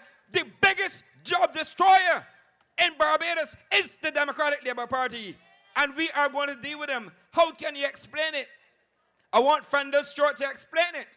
I want the people in the Democratic Labour Party to explain to our country, why is it when you look around the Caribbean region that you have other Caribbean countries that Barbados once looked up to, now struggling, ladies and gentlemen, struggling to make ends meet.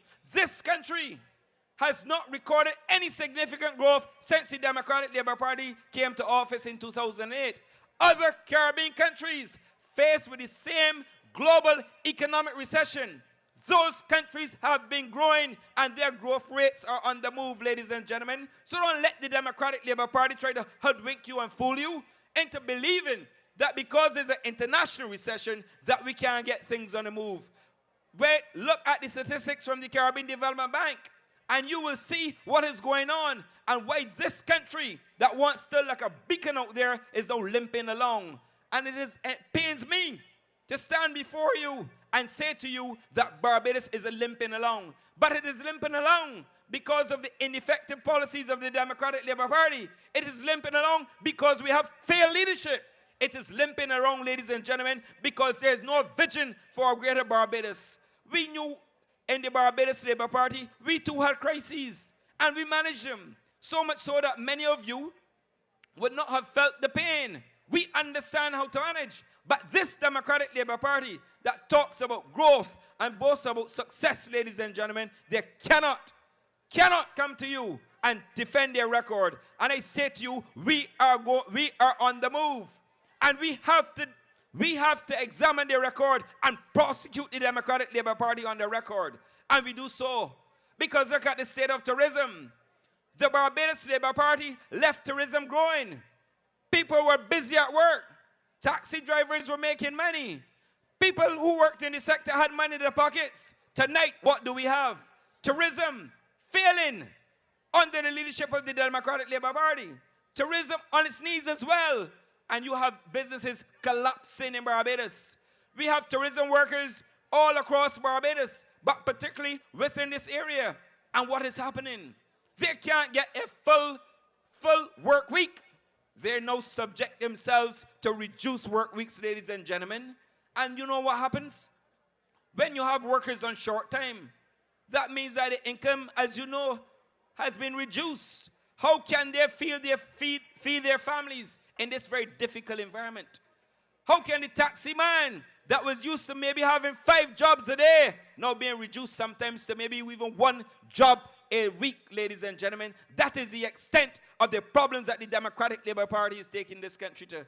And I say to you that the biggest problem with tourism is that the Democratic Labour Party has failed to fund the Barbados Tourism Authority sufficiently so that the Barbados Tourism Authority could go there and do the job. We are faced with a major crisis in tourism where airline carriers are now considering reducing their seat capacity in the Barbados. And where Barbados once had direct flights, they are now introducing double dipping in Barbados. That is the extent of the tourism sector. And when you have a sector that is supposed to pull us out of the ravages and take us forward, and you have a sector like the tourism sector struggling, what does that mean for the country? It means that we can't get sufficient foreign exchange. It therefore means that we cannot provide the employment opportunities and we cannot do the things that we would like to do as a country. And we are struggling in Barbados. And St. Lucia is on the go and on the move. Jamaica doubling their rivals, ladies and gentlemen. But the Democratic Labour Party can only come to you and boast about excuses, ladies and gentlemen. I say to the Democratic Labour Party, finish with the personal attacks. I want you to attack the facts from the platform of the Barbados Labour Party. You had 5 years, and what did you do with the 5 years? You failed the people in 5 years. Never before in Barbados have I witnessed this hardship. When I canvass in Michael West Central, and they go from Grisettes to Scott's Terrace, to St. Stephen's, to Marshall Parkinson Gap, to Long Gap, all I see is a lot of hardship and people telling us about their stories. This Barbados has never been like that. We don't want to go back, and the Democratic Labour Party is pushing this country back into the dark days, and we have got to put a stop to it, ladies and gentlemen, and I want you to put a stop to it, because we cannot afford Barbados to go under. We cannot afford Barbados to continue to lag behind, and that is the problem. Tourism failing, unemployment failing, ladies and gentlemen, and all we have is a government with a government and a party, ladies and gentlemen, trying to justify to Barbadians why they should have another term. I say to you people tonight, that the Democratic Labour Party has failed us. They have made life extremely difficult for most people. They have created no end of hardship in this society, and we have a responsibility to take this country out. We had to do it in 1994, and we will have to do it again. But one thing is clear, Barbadians have had enough, and we know we are going to vote out the Democratic Labour Party. And I want you to understand, don't worry about James Paul, he done, he gone, long time. We're going to beat you up in here. One thing is clear, that this Barbados, that we deserve better. We cannot afford to have a country limping along at the crossroads, ladies and gentlemen. It is unheard of, and it is wrong. And I say to you, that if the Democratic Labour Party has moved unemployment from 6% to 13%, is that a party deserving of your support, ladies and gentlemen? If you have a Democratic Labour Party that has presided over the destruction of the tourism sector in Barbados, does that party deserve your support again? I tell you, they don't deserve your support. When you look at the level of hardship, ladies and gentlemen, can you honestly and truly say that the Democratic Labour Party deserves another term? I submit to you not. And when you look at the record, they came to you and they told you that cost of living was job number 1, job number 2, and job number 3. And what have we got? Cost of living, since the Democratic Labour Party came to office, increased by 30%, ladies and gentlemen. On their very record, they do not deserve another term. But I'm confident that Barbadians will not give them another term. We shall vote them out of office. You know what is happening in Grenada tonight? Grenada, with the same swing, has moved in the opposite direction, ladies and gentlemen. Change is floating around, and we have 2 days to go, ladies and gentlemen. And I'm confident that the Barbados Labour Party, with your help and with your support, will move this country in the right direction, and we will be the second country to sweep them out. The Democratic Labour Party must go. They do not justify or deserve another term. Their record is one of abject failure. And if they were a body corporate, they'd be dislodged, ladies and gentlemen. I say to you, your choice is clear, and I want you to go to the polls, and I want you to vote for Sandra Husbands. She's deserving of your support. She understands the needs of the community. She's compassionate, ladies and gentlemen. I want you to go to the polls and vote for Sandra Husbands, ladies and gentlemen. Ladies and gentlemen, this election is like no other. It is an election that we face up front. It is an election that we were waiting on for a long time. So much so, they were a little jittery. They didn't want to come with election at all. But they had to come, ladies and gentlemen. But we are at this point. We have run in the Barbados Labour Party a superior campaign. We have not gone and descended into the gutter, ladies and gentlemen. They can attack us night after night, but we will attack them with the facts, ladies and gentlemen. And that is what they have to answer. They have to answer for the facts. They have to tell people about the health sector in Barbados. They have to tell people why is it that the middle class continues to struggle in Barbados because of the policies.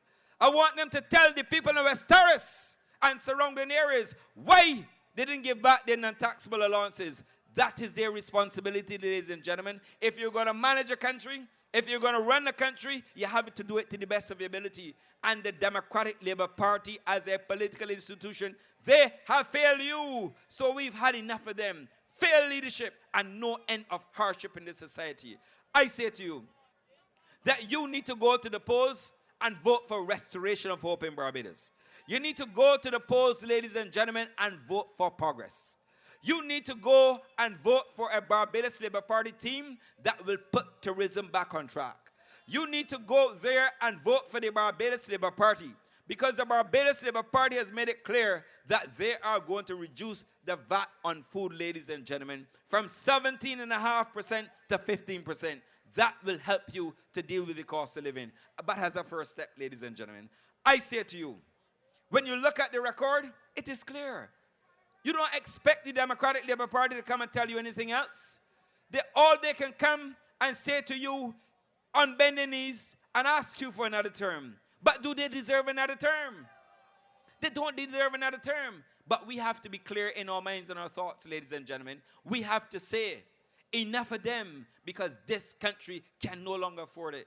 This was a country thriving, going forward in the right direction, the envy of the Caribbean. And tonight, Barbados continues to lag behind. It is unacceptable. It is a vote, ladies and gentlemen, for your future. And that is why we're here tonight. That is why we are going all across Barbados. And that is why we are attracting the crowds we are attracting, because the Barbados Labour Party is on message, ladies and gentlemen. And as long as you stay on message, don't mind whatever they say about us. As long as you stay on message, they will never be able to distract the Barbados Labour Party. So I say to you that the Barbados Labour Party is on a mission. It is on a mission to restore hope. It is on a mission to ensure that this country once again records growth. We don't know anything about zero growth or spurt. It is unheard of. This country is a country accustomed to registering 2%, 3% growth. That is what we're used to. And we cannot continue on this path because, like I said earlier, if you continue on a path of no growth, you will have no employment opportunities. The economy continues to contract. It's getting smaller, ladies and gentlemen, and it is getting smaller because the Dems cannot manage. If you cast your minds back to pre-1994, it's the same story. People who had to endure an 8% pay cut. People who had to give up their mortgages. People who lost homes, ladies and gentlemen. This country is on the wrong path, and it's symptomatic of what happened pre-1994. We need to get this country back on course, and there's one political party that is proven and tested, ladies and gentlemen, and that is the Barbados Labour Party. It is a political party with an array of skill sets, ladies and gentlemen, professional people who understand what it is like to go to work and work hard, ladies and gentlemen, to put a country back on track. It is a political institution that is disciplined, ladies and gentlemen. It is a political institution that will not allow, ladies and gentlemen, the children of poor people to suffer, and that is what we have to guard against. It is a political institution that will revive and turn around the fortunes in the tourism sector so that the people who work in the tourism sector can once again get 40 hours a week and they can get a decent service charge with a decent take-home pay. That is what we want from a Barbados Labour Party government. That is what you expect from a government that you elect. So tonight, in closing, I want you to go to the polls and I want you to vote in your numbers for Sandra Husbands. I want you to come and go across and vote in your numbers, ladies and gentlemen, all the way down in St. James North for our candidate. I want you to go to the polls, ladies and gentlemen, and go across to St. James Central and vote your numbers as well. Because we need to capture the belt here in St. James. And I know that you are listening. I know that you are wise people. I know that you want a better tomorrow. Do you want a better tomorrow, ladies and gentlemen? I know that you want a better tomorrow. I know you want a better tomorrow for yourselves, ladies and gentlemen. I also know you want a better tomorrow for your children. This is a wonderful opportunity. We are just away from victory with your help. I ask you to go to the polls, vote for Sandra Husbands, vote for the Barbados Labour Party, vote for a better tomorrow, reject the Democratic Labour Party. Good night and God bless you. Vote them up, hear the people bawl. Vote them up, hear the people cry. Vote them up, not them again. Vote them up. Vote them up, not them again. Vote them up, hear the people bawl. Vote them up. Vote them up. We fed up, we vexed. Education in a mess. You hear that? We done with them. Yeah, we done with them. Extra, extra. Have you heard? Grenada tonight, I told you earlier that of all the creatures in creation, human beings, people like you and me, are the only ones that can stand in a moment in time and decide what they want their future to be. Tonight, Grenada demonstrated what people power means because they got tired of a weak and incompetent government. If you haven't heard us yet, the score in Grenada tonight is 15-0. That is a people determined to rid itself of incompetence. You have that opportunity come Thursday to send our incompetent government packing and put Owen Seymour Arthur and his team back at the helm of government so as to get Barbados out of this morass and back on a path of growth. Your next speaker, ladies and gentlemen, is a man who spent his latter years in Parliament as our Minister of Health, oversaw the competent running of the Ministry of Health. And tonight he's here to share with you, gentlemen and ladies, from Christchurch, the man Jerome Walcott. We bringing it home with Jerome Walcott. We bringing it home with Jerome Walcott. We bringing it home with Jerome. We bringing it home. We bringing it home. We bringing it home. Representation you want, representation you get with Jerome Walcott. With Jerome. Good evening to you, a wonderful audience. Good evening to all of you, the residents of St. James South and other areas. What a wonderful sight. Wonderful. But first of all, I must endorse the candidacy of Miss Sandra Husbands, because I know that come Thursday the 21st, you will vote for her and ensure that she is returned as a representative for this constituency as a caring and committed individual. And I have no doubt that that will happen. But 5 years ago, the Democratic Labour Party came to you and spoke to you about pathways to progress. And among the pathways to progress was going to be the transformation of healthcare in this country. And to do this, David Thompson at that time promised that he was going to bring a group of individuals who were clean, caring, and committed. And I want to ask you before I get cracking, in terms of those three qualities, can you say that the current representative of this constituency was caring? Can you say that he has been clean after all that you have heard this evening? And certainly, do you believe that he was committed to transforming healthcare in this country? When we demitted office, we had spoken about the need for a new general hospital. We had commenced the Chronic Diseases Commission. We had expanded the opening times at polyclinics, at 2 polyclinics. We had started the transformation of the drug service and a number of other initiatives that had started. 5 years later, what is the record of this party that promised to do so much in terms of the transformation of healthcare in this country.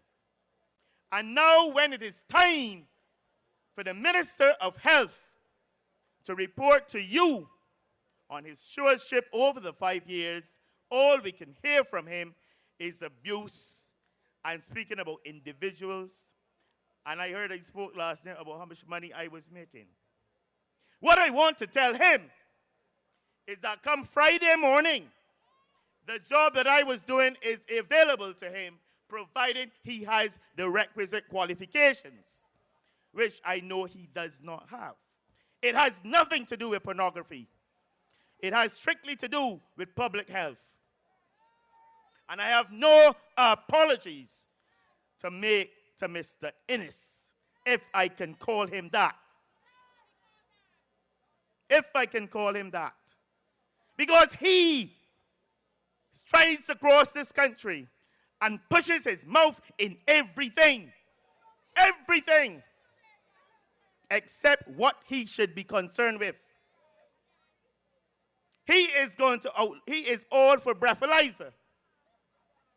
Without knowing that if a breathalyzer test were introduced in Barbados, many nights he would not be able to get home. Not that he is in the habit of going home every night. But interested in everything. Everything. Can tell you who is the father to whose children. But up to now, he cannot give you the precise date when the St. John Polyclinic will be completed and open to receive patients. It was to be October, it was to be November, it was to be January. And now we hear he has told you what it will be called. But he can't tell you when it will be completed and open for patients. But then he is concerned in his report about a cafeteria. And these are the achievements. A cafeteria has been outfitted. 2.4 million. More than twice the cost that was estimated.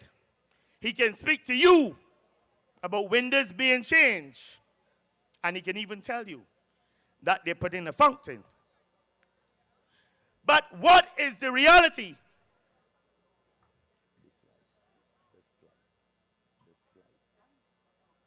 What is the reality? What exists at the QEH today?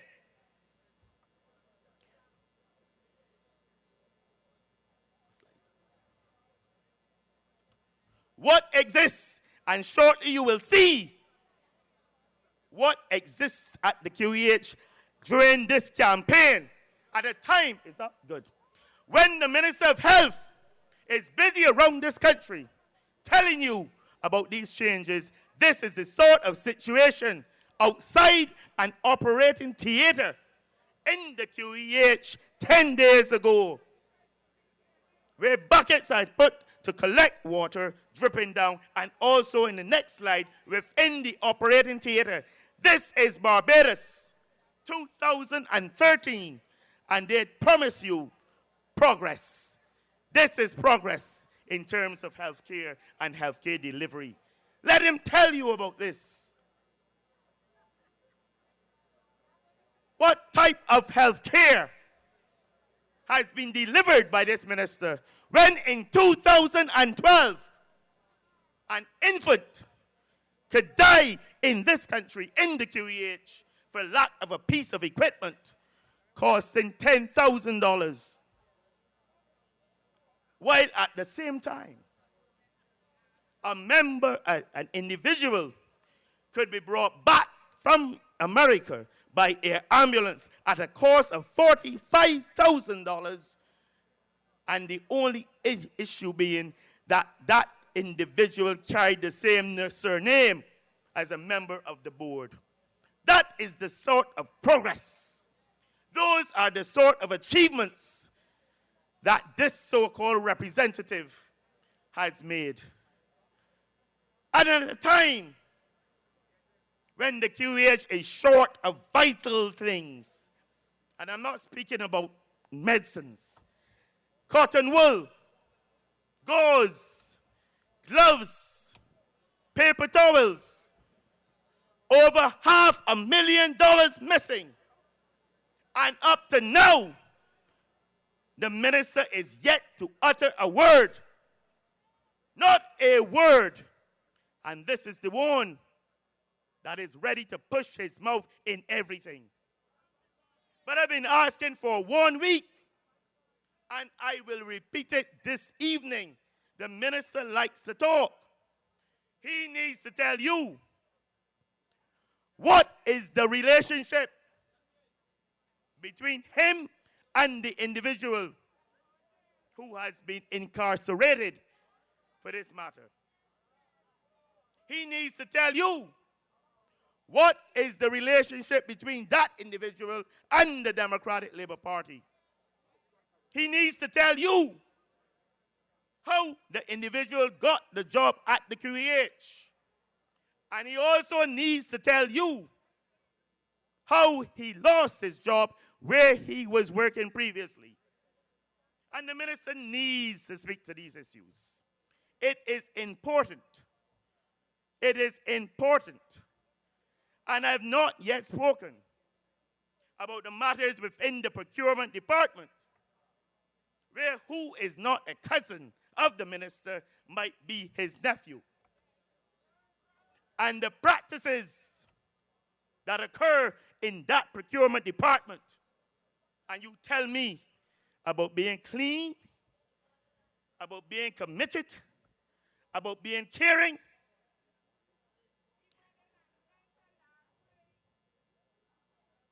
For treatment.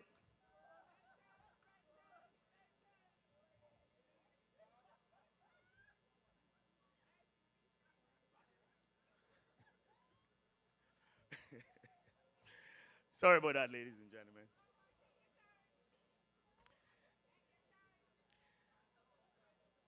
And he said he is caring. This caring individual. And you have heard William Dugan speaking in the House of Parliament about the issues in terms of procurement, where gloves have been obtained for twice the price from overseas that they would cost in Barbados. You have heard him speaking about $260,000 paid for gauze. And up to now, not a single piece of that gauze has been received. 2 years later, the procurement department, where a relative of a friend can have all the processes in terms of providing food for meetings, etc., without any tendering process. And you tell me about clean and caring and transformation. But let us dig a bit deeper into the QEH. Do you understand what has been happening within that institution in terms of life and death matters?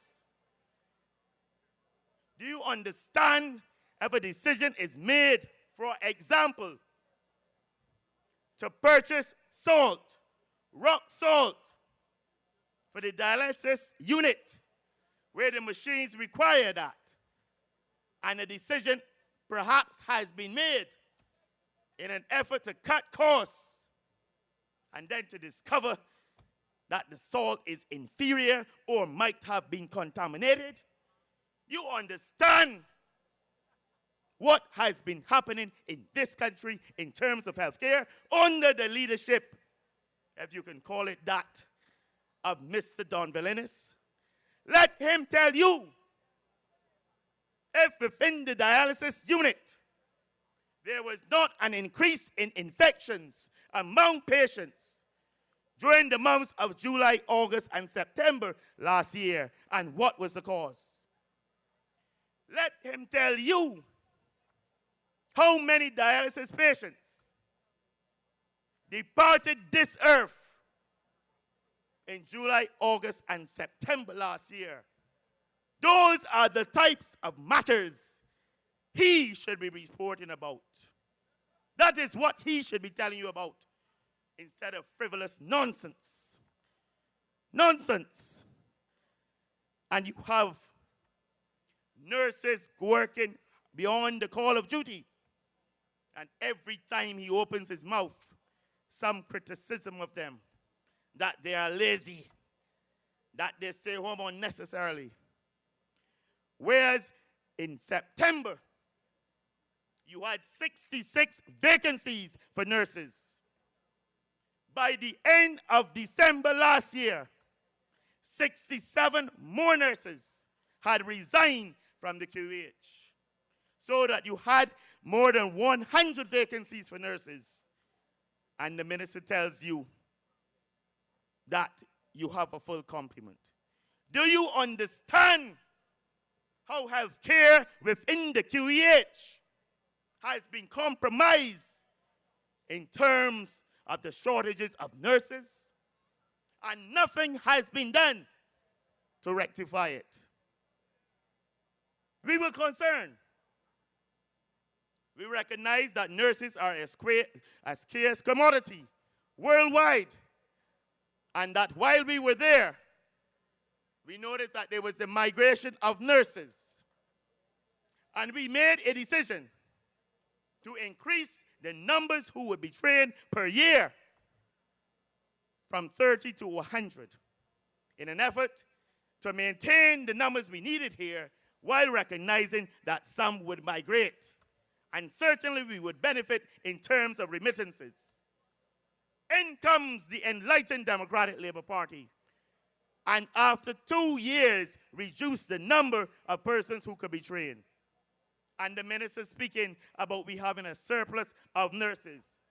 Let him tell you how the shortage of nurses that currently exists at the QEH is being addressed. And then there is the issue of the medical staff. There has always been some contention between this minister and BAP.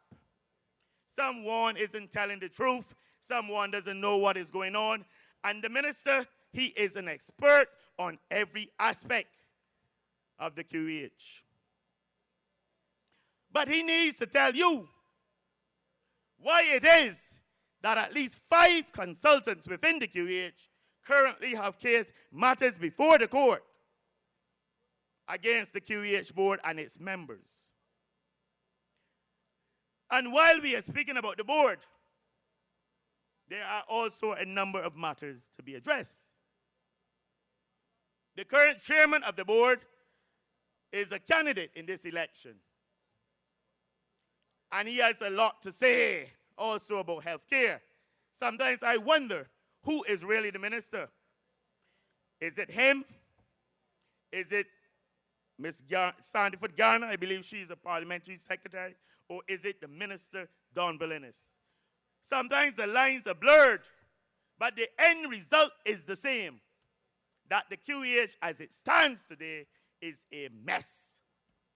Nothing has improved in 5 years. And I say so unapologetically. Go to the accident and emergency department tonight, in spite of whatever CBC says. About 4 hours waiting time. Go there now, and you will see individuals who have been there from yesterday morning. And you will see some from this morning who are yet to see a doctor. And they boast and they tell you, and you are expected to swallow it, that the average waiting time in A&E is 4 hours. 4 hours for whom? The minister or his relatives? Not you. But I go further. The drug service. For over 30 years, seen as a beacon in terms of pharmaceutical management throughout the Caribbean region. A beacon. Countries around the region have adopted modifications of our drug service. We recognize that it needed to be transformed, reorganized. But we were also mindful of the very important role which it played, especially in terms of care of the elderly in Barbados. And this party has always been firm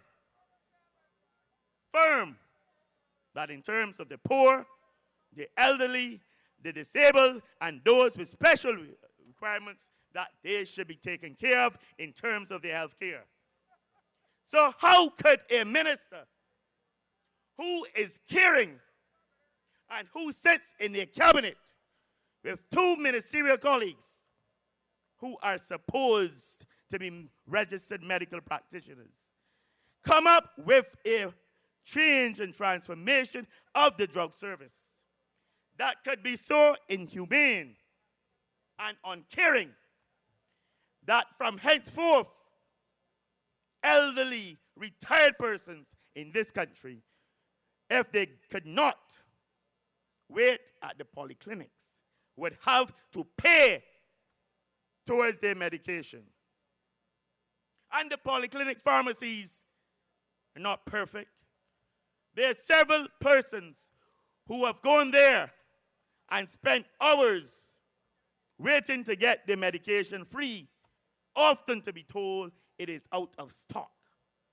What do you tell a 67-year-old hypertensive and diabetic who goes to a polyclinic to get medication that he or she needs, that the medication that they require is out of stock, and they will have to come back in 2 weeks? What are they supposed to do? What are they supposed to do? Pay for it or go without it? If it is a poor person having to decide on rent, on food, on clothing, in the current circumstances, do you think that individual will be able to pay for his or her medication? And the minister claps his chest and tells you, or rather fools you, that he has saved $12 million. But what is the cost in the terms of the mortality and the morbidity, in terms of persons who have died because of being unable to pay for their medication?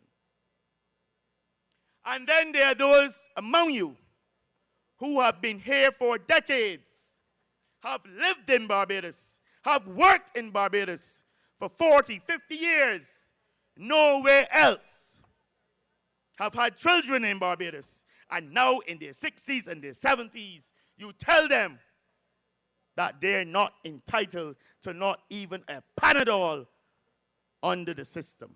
What are they supposed to do? And there are persons who have died in this country, and it should not be happening in a Barbados of 2013. And a minister and a cabinet doing nothing. And that minister is supposed to be caring. And this is an individual whom you are expected to give your vote to. I say not at all. There is no way that Don Valinis should be allowed to walk up the steps of Parliament again after having inflicted the most uncaring, draconian measures on the pensioners of this country in terms of the drug service. But there is hope. There is hope. And in the Barbados Labour Party's manifesto, we address a number of these matters. In terms of the QEH, we make it very clear in our manifesto that we are committed, that we remain committed to the establishment of a new general hospital. But we recognize that current economic conditions might not allow that to happen right away. We have not done like Minister Innes, who has gone out and announced a location, a site, Not a word more on that from him. But what I can tell you is that I speak as I speak tonight. No decision has been made by the committee which is looking at the possible sites for a new hospital, far less the cabinet. Yet your representative is on record as telling you that the new hospital will be at Kingsland. And I think you all know that in many respects, he is a stranger to the truth. But in this one, where he is telling you where it will be sited, when no decision has been made, it tells you the type of person you're dealing with in terms of Don Villeneuve. We spoke about the chronic diseases and the scourge of diabetes and hypertension and obesity and cancer in this society. And we established the Chronic Diseases Commission. I know that the minister now these days is trying to take some credit for it, but it predated him by 2 years. But we also left a policy position in November 2007 in terms of the removal of VAT and duties on health foods, supplements for diabetics, low salt, sugar alternatives, low cholesterol substances, vitamins. And do you know that 5 years later, with this government that cares so much about the chronic diseases and health care and the promotion of health care in this country, not even that was implemented. And so tonight, it forms part of our manifesto. And we give you the commitment that once a Barbados Labour Party government is returned to office, that will be a matter that will be dealt with in terms of the removal of VAT and the removal of duties on a basket of goods in terms of diabetics and those with high cholesterol. The drug service, and I've spoken about this, and we give you the assurance, and you can read it in our manifesto, that those draconian measures have to be amended and will be amended because we maintain that elderly people in Barbados should be entitled to receive their medication free of charge from the pharmacy of his or her choice. And that is our pledge. But the minister also has responsibilities for the polyclinics. And in their campaign, and in terms of progress, their pathways to progress, they stated that they would build a new unit to the Accident and Emergency Department, and they would extend the A&E department, and they would expand the asthmatic bay. 5 years later, not a single additional bed in the A&E department. Not a single new chair or additional chair in the asthmatic bay. And the minister gloats and claps his chest and tells you about transformation within that institution. What utter lies, what deception. And a number of you believe it without questioning or without going to see what is happening. In the polyclinics, they told you that a new Democratic Labour Party government would expand the opening hours of all polyclinics, and that some of them will be open for 7 days a week. 5 years later, not a single polyclinic in this country has had the opening hours extended by half an hour. Not one. And this was a promise. They promised you that they would outfit these institutions, these polyclinics, to provide other services. Not an additional service has been offered at any polyclinic in Barbados over the past 5 years. Not one. But in our manifesto, we commit, having commenced the extended opening hours at polyclinics at the Morris Bayer and the Randall Phillips polyclinics, we commit in our manifesto to opening polyclinics until 8:30 across this country. In addition, we are committed to making X-ray facilities available, asthma treatment centers available, and extending the services available at the polyclinics, recognizing that doing that would reduce the load on the QEH, not only in terms of manpower resources, but in terms of your time, where you can have something done at the polyclinic, you would not need to come to the QEH. But I go further. They spoke about families first and about the elderly, and that they were going to upgrade the geriatric hospital. And this minister spoke about it, that there was going to be an acute unit and an emergency wing, and that the elderly will be cared for at the geriatric hospital and would be able to access acute care. 5 years later, nothing has changed in terms of care of the elderly. All he can point to in 5 years is a refurbishment of a kitchen at the geriatric hospital, and he needs to tell you about the tendering process and if there was a cost overrun and how much it was. That is their record, care of the elderly.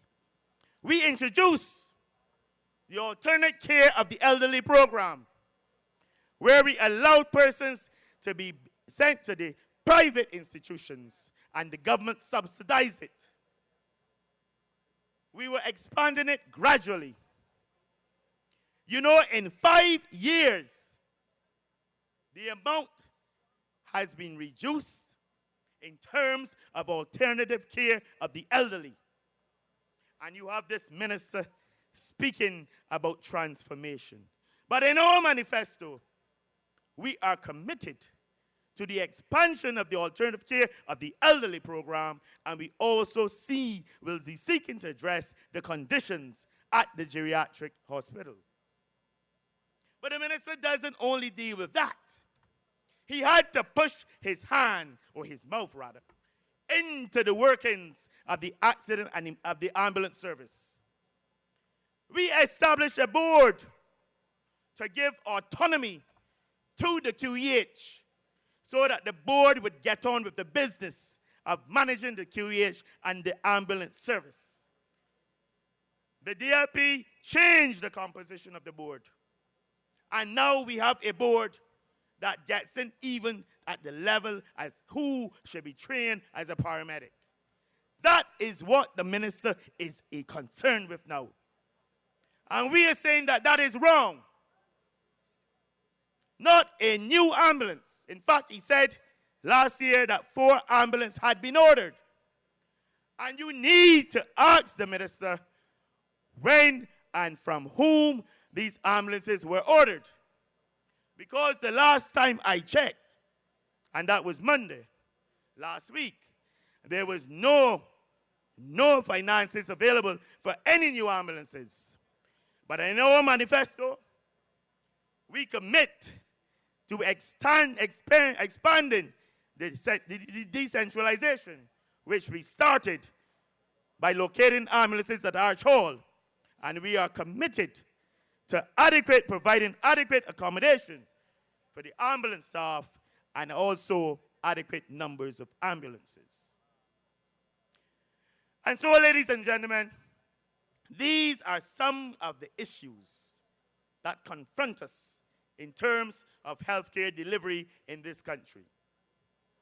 These are the issues 5 years after a government promised you transformation, and a minister can only report to you about a cafeteria being outfitted, about windows being changed, about a fountain, pure window dressing, not dealing with the issues of the delivery of health care to each and every one of you. And based on his record in terms of health care and nothing else, not getting into anything about pornography, not dealing with that, anything, or based on his record in terms of health care, you have no choice but to reject him. But yet he is busy.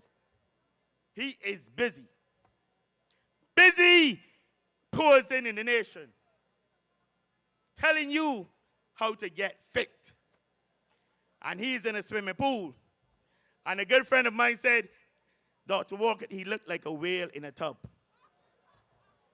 I said, no. The minister was there doing a push-up. They told me it was the Better Health magazine or something the nation publishes.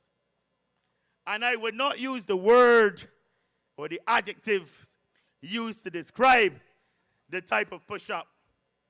But this was the Minister of Health, trying to encourage Barbadians to be healthy, but still not finding it in his heart to address the matters related to the drug service, or indeed related to the VAT for a basket of goods. What deception. And he is telling you now, these days, his latest mantra is an obsession with the burning of bush, and that people burn stuff, to quote him, and that this should be outlawed. And I ask if any of you might have traveled to Bayfield, where the minister had his origins and his formative years, and discovered what sort of record he had, perhaps when it came to burning bush. Perhaps when it came to burning bush. But I think that the people of St. James South are mindful of what this Minister of Health really is. You've heard other speakers. You've heard Liz. You've seen the evidence in terms of the activities and the proclivities of this individual. It is not what I am telling you. It is not what I am telling you. But I'm asking you.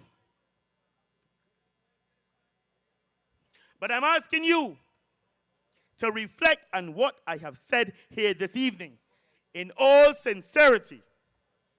Do you really believe that having experienced the leadership of your representative in the Ministry of Health for 4 years, that can you say that he has been caring?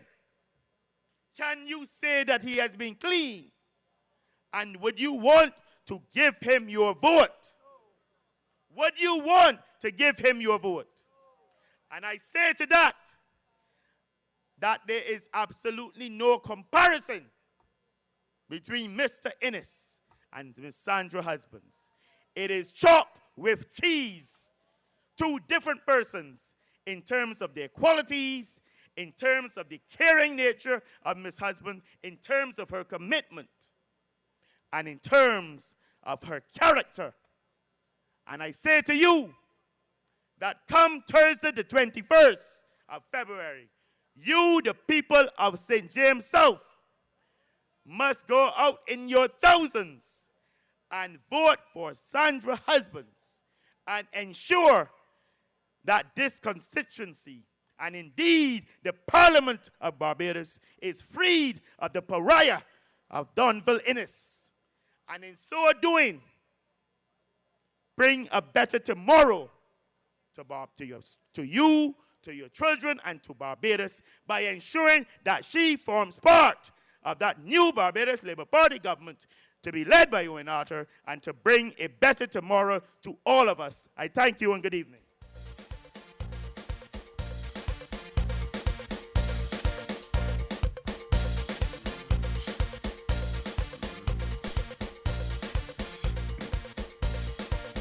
Parliamentary representative for the constituency of Christchurch South, Jerome Walcott. Ladies and gentlemen, I want you to stand.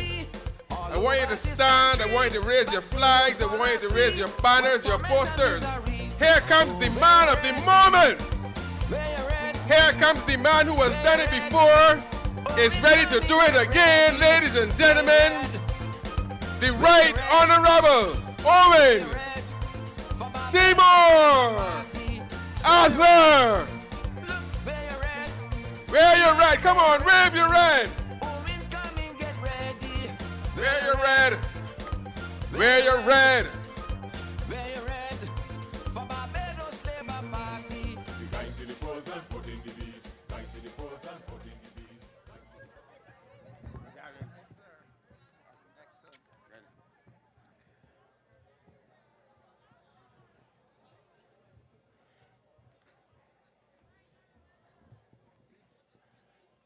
A very wonderful good evening to all of you. I want to welcome you to my neighborhood. This is a place where I come to enjoy a wholesome family life. And I must tell you that you, the people of the Barbados Labour Party, put my family life at risk. When I walk through the crowd and see a young lady in an advanced stage of pregnancy, and she is wearing one of those flashing buttons saying, Owen is the man.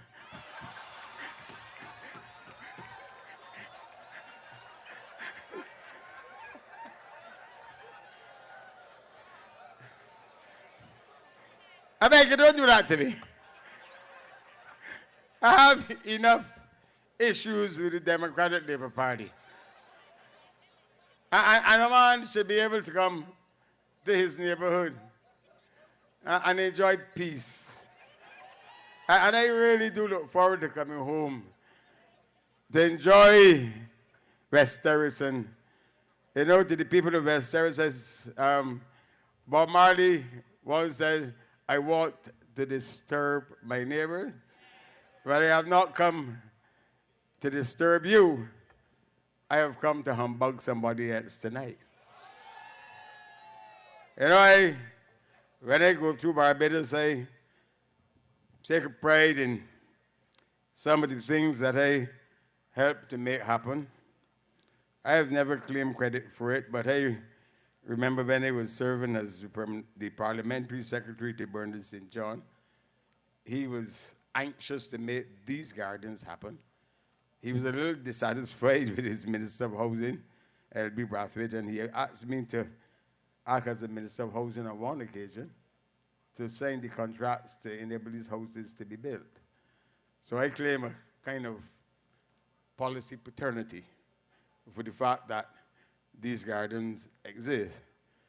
And I feel that, in fairness, you should all go and vote for Sandra Husband because they made these gardens came alive. And those were the good old days when a development like this would not be given to one man, but would be shared among 7 contractors. And we are anxious to become the government again, so that the process by which West Terrace Gardens was built, sharing up the work, doing things with fairness in mind, can once again become part and parcel of life in this country. Tonight I have come in a short speech to break a conspiracy of silence. a conspiracy of silence that stands as a stain on the record of this country for good governance. It's a conspiracy of silence that has seen an injustice done by a bankrupt and a broken administration, simply for the purpose of elevating one of its own to put him on a pedestal that he does not deserve to be on, and also for protecting a pal from having to face the justice that ought to be meted out to him. The question as to whether the matter at hand with which I want to deal concerns the way in which a conspiracy of silence has descended around the true facts relating to the Clico debacle, and the way in which 35,000 of our brothers and sisters have had to have their life put in a condition of suspended animation, permanent contingency, by a government that refuses to lift the veil and give the people of this country the real facts, the truth, and nothing but the truth regarding how Clico found itself and came to be in this sorry state, regarding the role performed by a law firm of a former prime minister, regarding the greatest fraud, the greatest single fraud in the history of this country. This veil of silence and this conspiracy of silence needs to be lifted for a cleansing wind of honesty to be restored to our public affairs. And the matter with which I deal that concerns an injustice being meted out to our brothers and our sisters will determine and define the legacy and the place in our history of David Thompson. The matter with which I deal may help to determine the future of Leroy Paris. It is not in a position, we were not before in a position to shed light on a check for $3,333,000 that were paid by Thompson Associates, by Clico to Thompson Associates. Can you see it clearly? You cannot read it in one glance because the numbers are so big. There's not 75,000, it's 3.3 million. We were not in a position before, but now we are in a position to know that these factors surrounding this check concerns one of the greatest frauds in our history. It involved the law office of David Thompson in the matter of the payment of this $3.3 million. The light to be shed exonerates, as you will hear, the law partners of David Thompson and David Thompson's and Associates and his accounting staff in relation to the circumstances surrounding this check. It leaves a trail of evidence that indicates and proves that someone other than the law partners, someone authorized to act in the name of Thompson Associates other than the law partners, to maintain an account in that name, separate and distinct from the law partners' accounts, was an active participant in a scheme to defraud CLECO of $3.3 million. I want to repeat that. The evidence now indicates there's a trail of evidence now that indicates that someone other than Thompson's law partners at Thompson's Associates, someone authorized to act in the name of Thompson Associates, someone authorized to maintain an account in the name of Thompson Associates that was not the company's account, was an active partner and participant, and might have even been the instigator in a scheme to defraud CLECO of $3.3 million, and that you, the taxpayers, may have in settling CLECO to have to pay for this.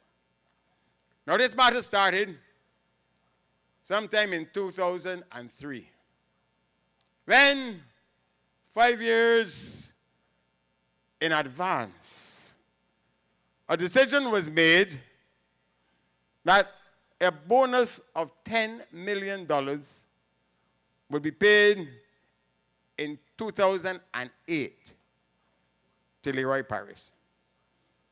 Now, David Thompson was a witness to the transaction.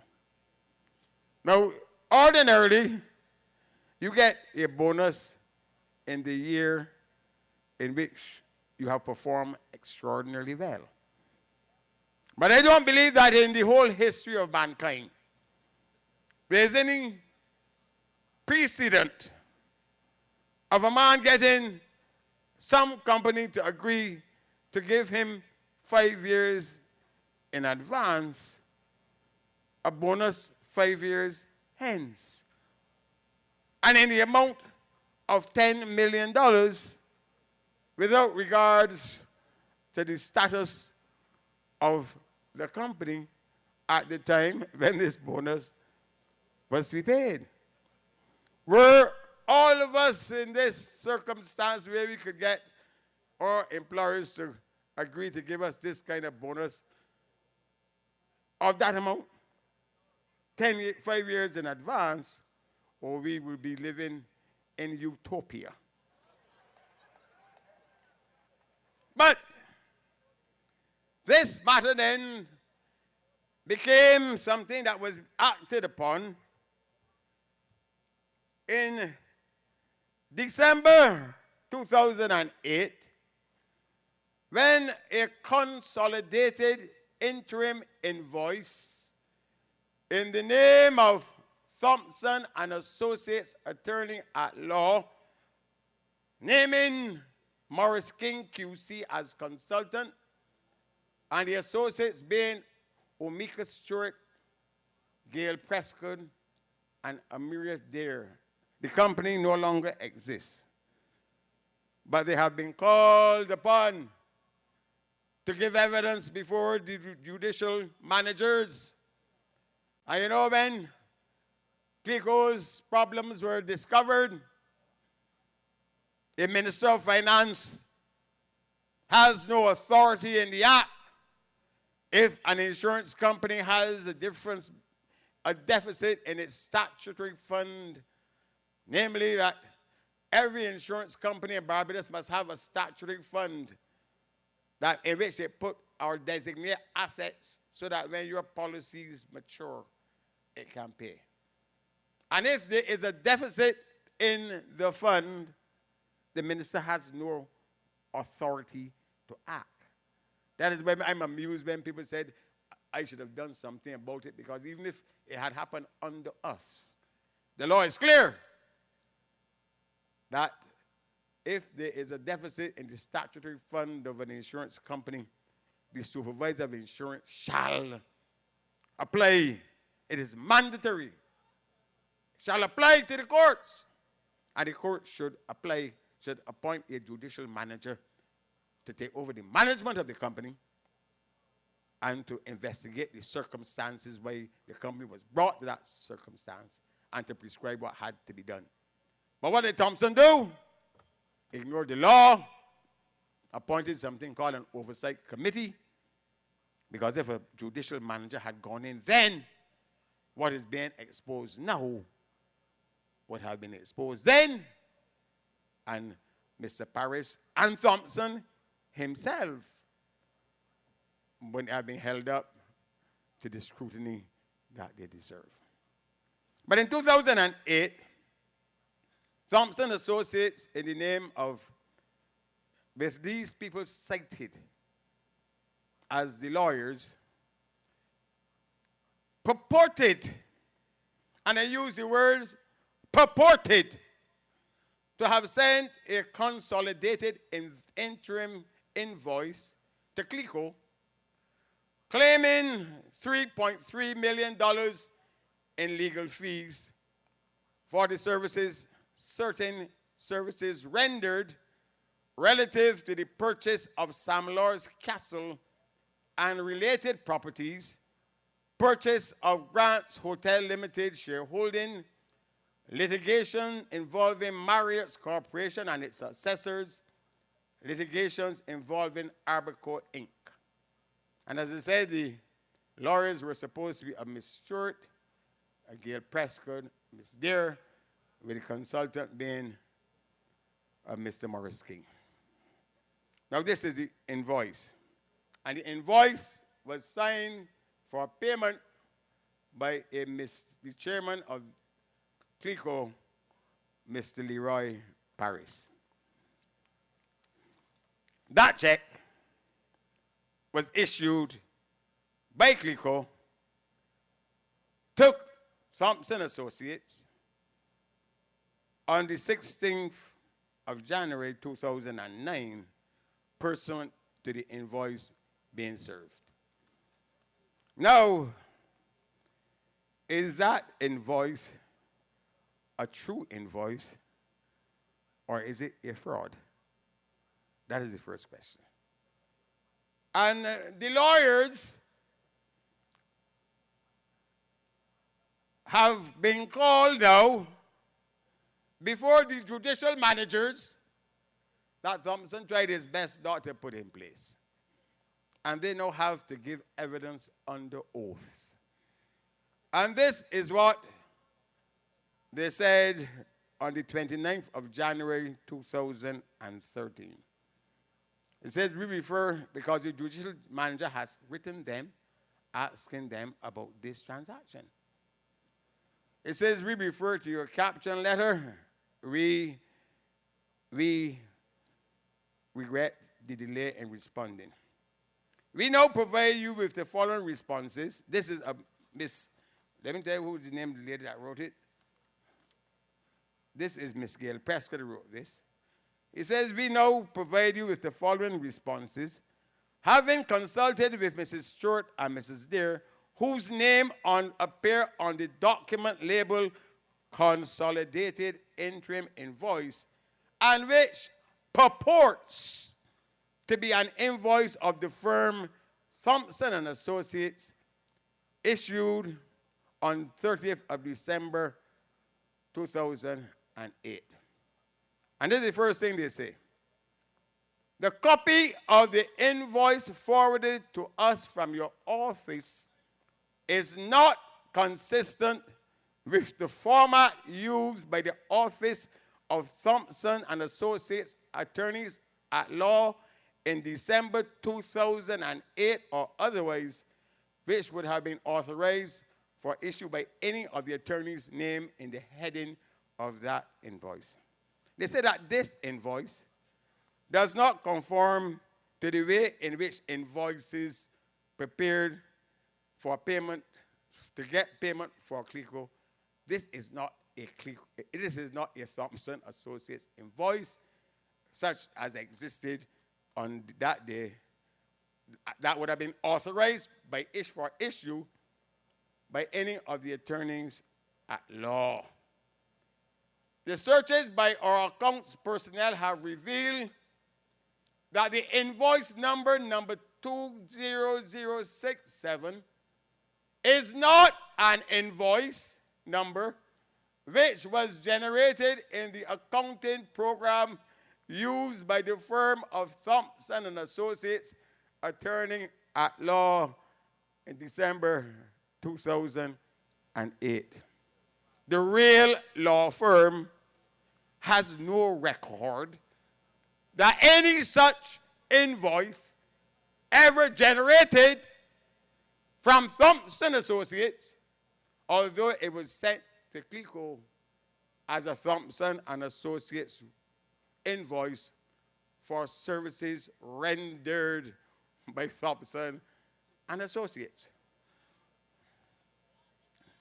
He says all invoices or letters of request for payments issued out of that office in December of 2008 or otherwise always bore the signature of either the attorney at law who had conduct of the particular matter or an authorized person from the accounts department, the address of the firm, and all contact information, including telephone and fax numbers. So he said any invoice coming from the real Thompson and Associates would be signed by the attorney dealing with the matter or somebody from the accounts department. This invoice against which $3.3 million has been paid is a fraud because it is not signed by any of the lawyers which this invoice purports to be acting on behalf of Thompson Associates. But Paris took it, knowing that it was a fraud, signed it for payment, and then sent $3.3 million to an entity that I can talk about. Now, this invoice can also be dismissed as the fraud that it is, because part of the $3.33 million was made up of $250,000 payable as retainers for Rotten Brief for Morris King QC and junior counsel in the matter of Albert Crow Limited versus Grants Hotel.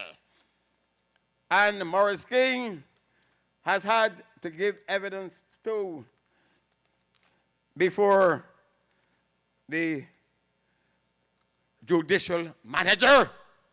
That is why it was so important that the judicial manager should have been put in place.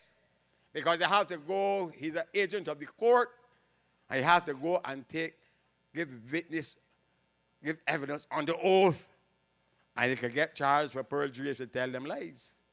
Well, Morris King now was told that he get $250,000 for rendering services under this invoice. And on the 18th of January 2008 and 13, Morris King spoke in these terms, and I must read it slowly. He says, ladies and gentlemen, he's a polite man. He said, Ray Clico International Life Insurance Company Limited. I refer to your letter dated January the 17th, 2013, read the above. So they wrote him on the 13th of January. And the man responded on the 18th. This is a good man. He said, please be advised that I did not represent Clico Holdings Barbados Limited or any of its associates companies, nor did I receive a retainer or any fee from Clico Holdings Barbados Limited or any of its associated companies in the matter Aberco Limited, Grants Hotel Limited. He said, I am not privy to any information on what fees, retainers, or other payments, if any, which junior counsel, whoever that be, may or may not have received in respect of the matter to which you refer. He said, I am not in the habit of preparing or settling invoices for legal work in which I am not involved and have not deviated from that habit in respect of the invoice to which you refer, nor am I in the habit of collecting fees for which I have not done or in respect of which I have not been briefed. In summary, I received no fee of $250,000 or any amount in respect of the matter to which you refer. So somebody, other than these poor little lawyers, sent an invoice to Clico, unsigned, claiming that Clico had to pay them $3.3 million, of which $250,000 had to go to Morris King for work rendered. And Morris says, poor me, I ain't doing no work. I have never yet claimed money for work not rendered. I received no fee. So that when this invoice was sent on to Paris, clearly there was somebody with larceny in their hearts. Not the three lawyers, nor the accounts departments, none of whom signed the invoice. Sent it on to Paris, and when Leroy Paris received it, he was in a position to know that it was a fraudulent invoice, it was an unsigned invoice, and as Morris King was saying in this letter, it was asking Clico to pay Thompson Associates for work not rendered. This was an ultimate fraud. And Paris took up $3.3 million of your money and sent it over to Thompson Associates. I can come to what happened with that money soon. Now,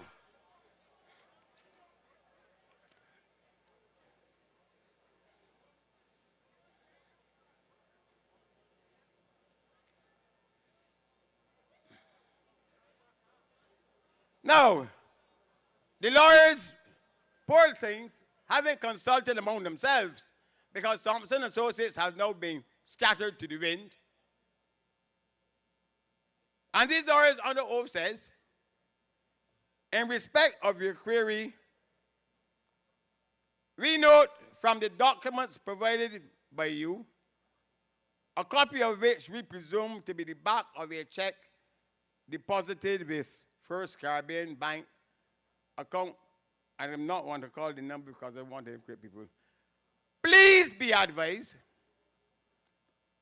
that the account to which this check was deposited, and this is the key, this check was sent by Thompson, by Clico, purportedly to Thompson Associates as a law firm. Did it reach? And where did it go? These lawyers still have told the judicial manager, please be advised that the account to which this check was sent was not operated by either Miss Stewart, that's one of the lawyers, Miss Dare, or Miss Prescott, whose name appeared in the invoice. So this was not sent to Thompson Associates under these lawyers. We therefore possess, nor have we ever possessed any documentation regarding the operation of this account from said First Caribbean Bank, account number 9 something. And if you feel it is 9616, you can say so.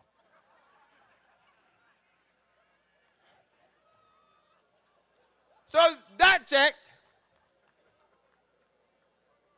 was sent from Clico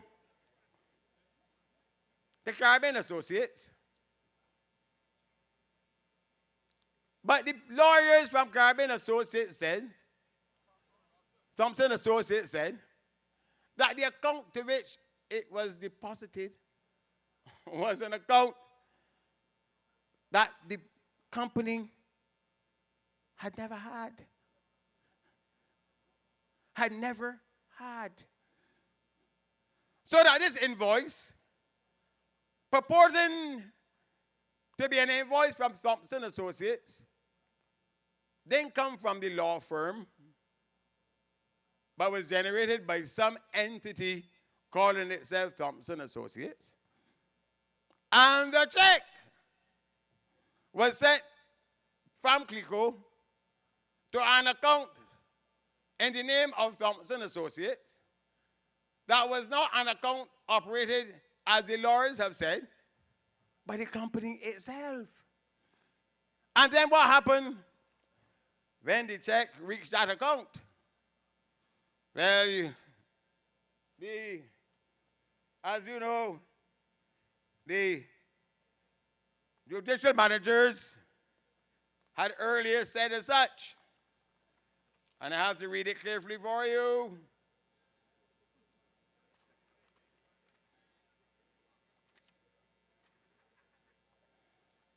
He says on January 16, 2009, a payment of $3.3 million was made to the law firm Thompson and Associates by Clico Life Insurance. He goes on to say, we have been advised by Clico that the $3.3 million was not for legal services, but was actually to the benefit of Mr. Leroy Paris, the former chairman of Clico Insurance Life, and related to the partial payment of a gratuity. We have been advised that Mr. Paris acknowledges that this payment was related to the gratuity payments owed to him under his employment contract. So let me go back to the sequence. A contract goes from Thompson Associates or some entity purporting to be Thompson Associates to Clico, purporting to ask for $3.3 million from Clico for services rendered by Thompson and Associates on Clico's behalf, an unsigned invoice. Paris himself signed and authorized the payment, knowing that this amount in this fraudulent invoice was not intended to be payment to Thompson Associates for services rendered, but was intended to go through a false account or some other account to come back to him as the first part of his gratuity. So that there was a complete conspiracy to defraud, a false invoice, purporting to ask Clico to pay from services not rendered on his behalf, an invoice that is really not an invoice of the company itself. Paris, knowing that the request for payment for services was not really legitimate, signs it and sends over the check. It goes to an account other than the company account, and Paris drew that check. Paris drew that check, went to an account in First Caribbean, not operated by the real Thompson Company, some parallel account, and they took the money and paid it over to Leroy Paris. Now, if you connect the dots, this is a conspiracy to defraud. That somebody at Thompson Associates, not the accounting staff because they did not sign, and this is the evidence given by the lawyers, that didn't sign this invoice. Nor anybody from the accounting staff didn't sign it. It went requesting money for services, which was the person who sent this invoice knew that it was requesting payment for services not rendered. Paris knew that too. He sent it back in full amount, knowing that it was going to benefit him, and it went to an account bearing the name of Thompson. Now, you know, if you put money in an account, it can only be received by account if that is an account that exists. So if there was another account that was not a company account carrying the name of Thompson Associates, the legitimate question is, who was operating this other account that was not the company's account that received the money from Clico to pass on to Paris? Now, it has to be somebody carrying the name of Thompson. It would have to be somebody carrying the name of Thompson. I got a checkbook. Owen and Julie Arthur. If you come and name Deborah something, you cannot sign my checks. Nor can you go to the bank and say, I am coming. I am purporting to be either Owen and Julie Arthur, and that is my account, and I want money from it. So this money was put in an account, not operated by the company.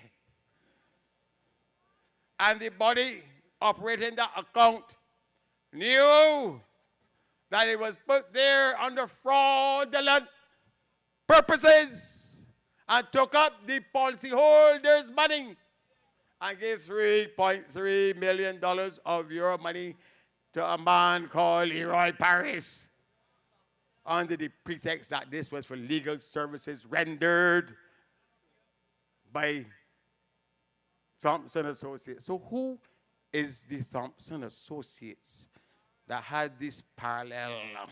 It was not the lawyers. It was, did they have an office manager? Now, at that time, David Thompson was the prime minister, because all this happened when Thompson was the prime minister. He didn't dead yet. This is the kind of thing that would make a man dead, though.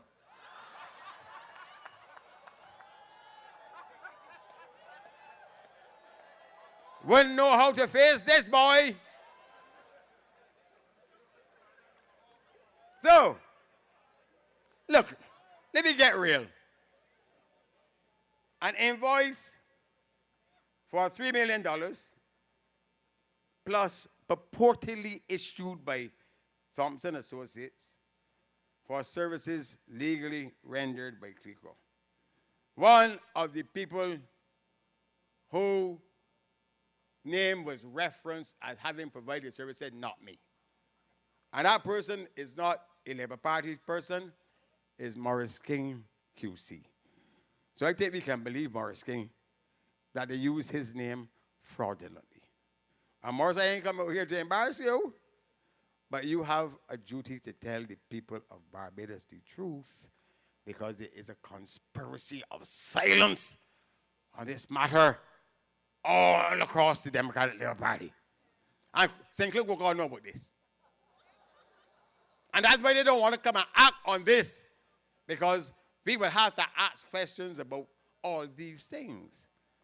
The payment of the invoice was approved by Paris for him, knowing it that it was really not for services rendered, but to give him money as a gratuity.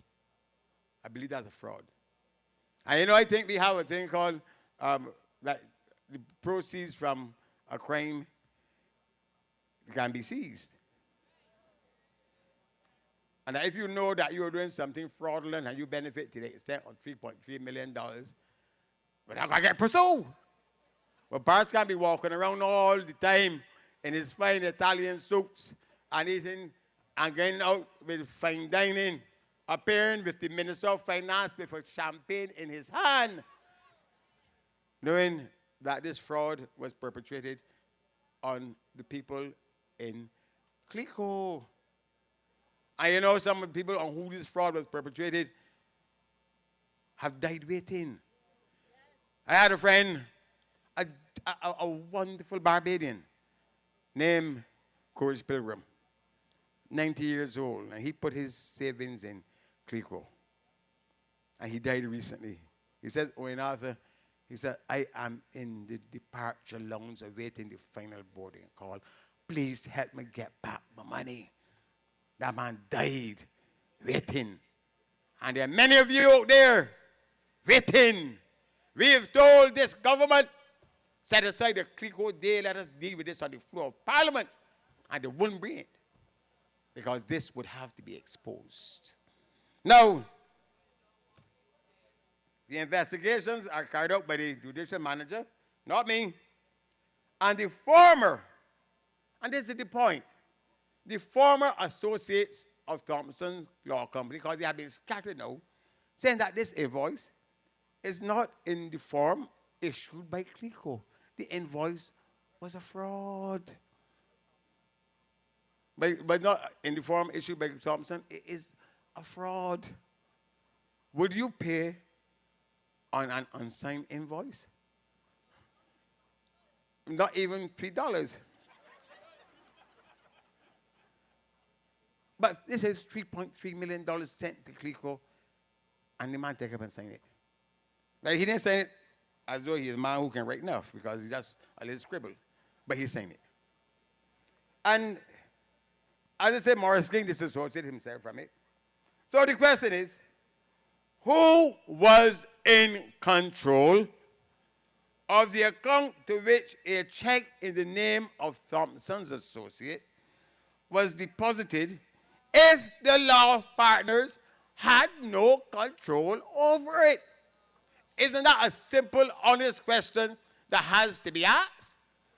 The law partners said that the check was not sent to anything under our control. So out there has to be an account carrying the name of Thompson Associate that received this check and decided that they could pay it to Leroy Paris. And we need to be told that if the lawyers of the company were not in control of it, if the accounts, the people had nothing to do with it, who was in control of the account and who signed the check that was sent from that account at First Caribbean to Paris in the amount? We need to be told these things. And you know, this is about justice. Because if the account carries the name Thompson, who would have access to such funds? Because not the law company. So there's an account out there carrying the name Thompson that somebody has access to. And don't you think at a time when we have to go to Parliament and ask you, the taxpayers, to come forward now and dig in your pockets to help to settle the Clico matter, that we have to be told about this separate account carrying the name Thompson that somebody has control over, that can pick up and write a check for $3 million to give to Leroy Paris? It's a legitimate issue, isn't it true? And at the time when, you know, Paris is still walking around as though he is large and in charge, and that none of the members of the Democratic Labour Party are prepared to disassociate himself from him. This stands as a stain on the governance of this country, because if they know, as they must know, but it seems to me that they are almost by implications virtually wanting to either wink at it or be accomplices into something that they know is wrong. Christian Club, when you are in Paris company, don't you feel that you should ask him how he come to get the $3.3 million from out an account that was not under the control of Thompson, the real Thompson Associates? Don't you think that when you're patient, those tall drinks, that you can pause and say, Leroy, but you could tell me though.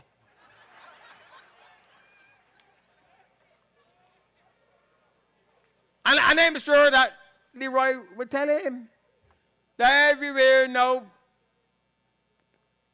my boy goes, Sinclair goes, Paris is with him. And every one of the meetings of the Democratic Labour Party, Paris is there.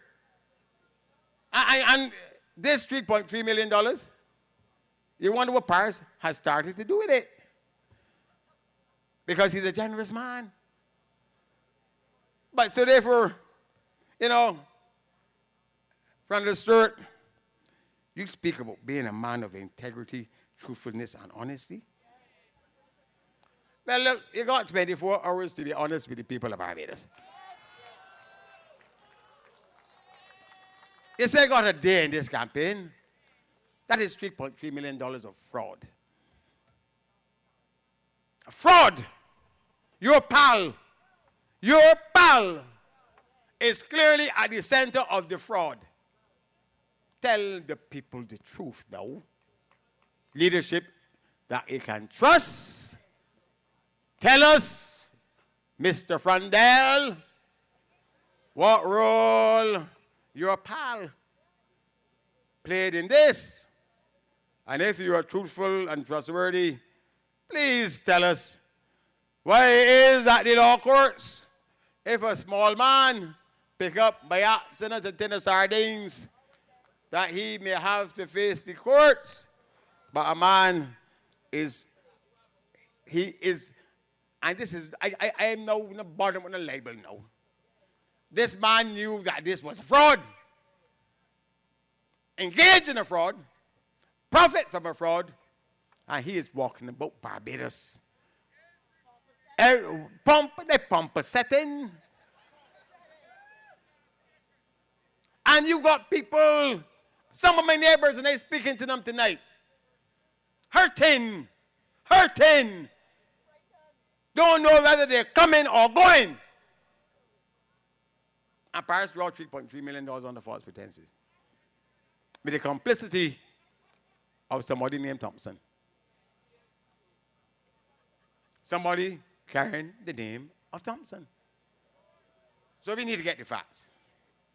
I know we cannot live in a country that is so unjust.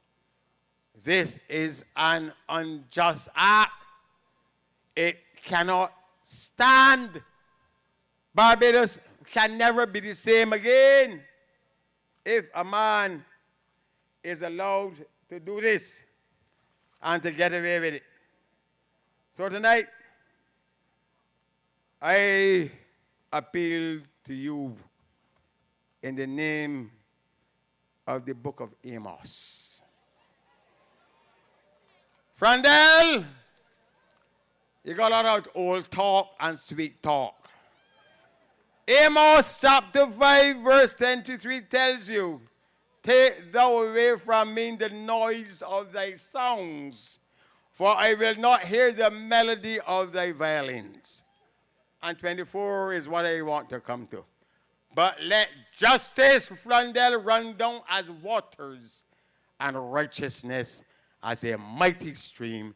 Good night, and God bless each and every one of you. And on to victory!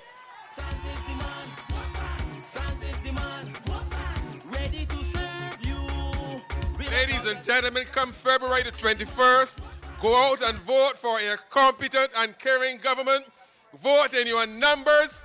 Here in St. James South for Sandra Husbands. Across the length and breadth of Barbados, vote for the candidates of the Barbados Labour Party and make sure that you and your children and your children's children put your faith and your confidence in this, the Barbados Labour Party, to take us to higher and higher levels of personal prosperity and national development. Good night, God bless, and vote Barbados Labour Party.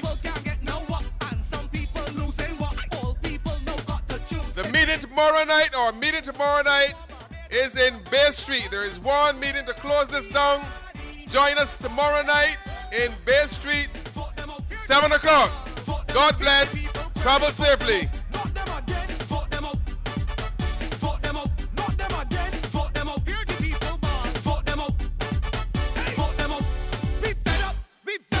Education in a mess, you hear that?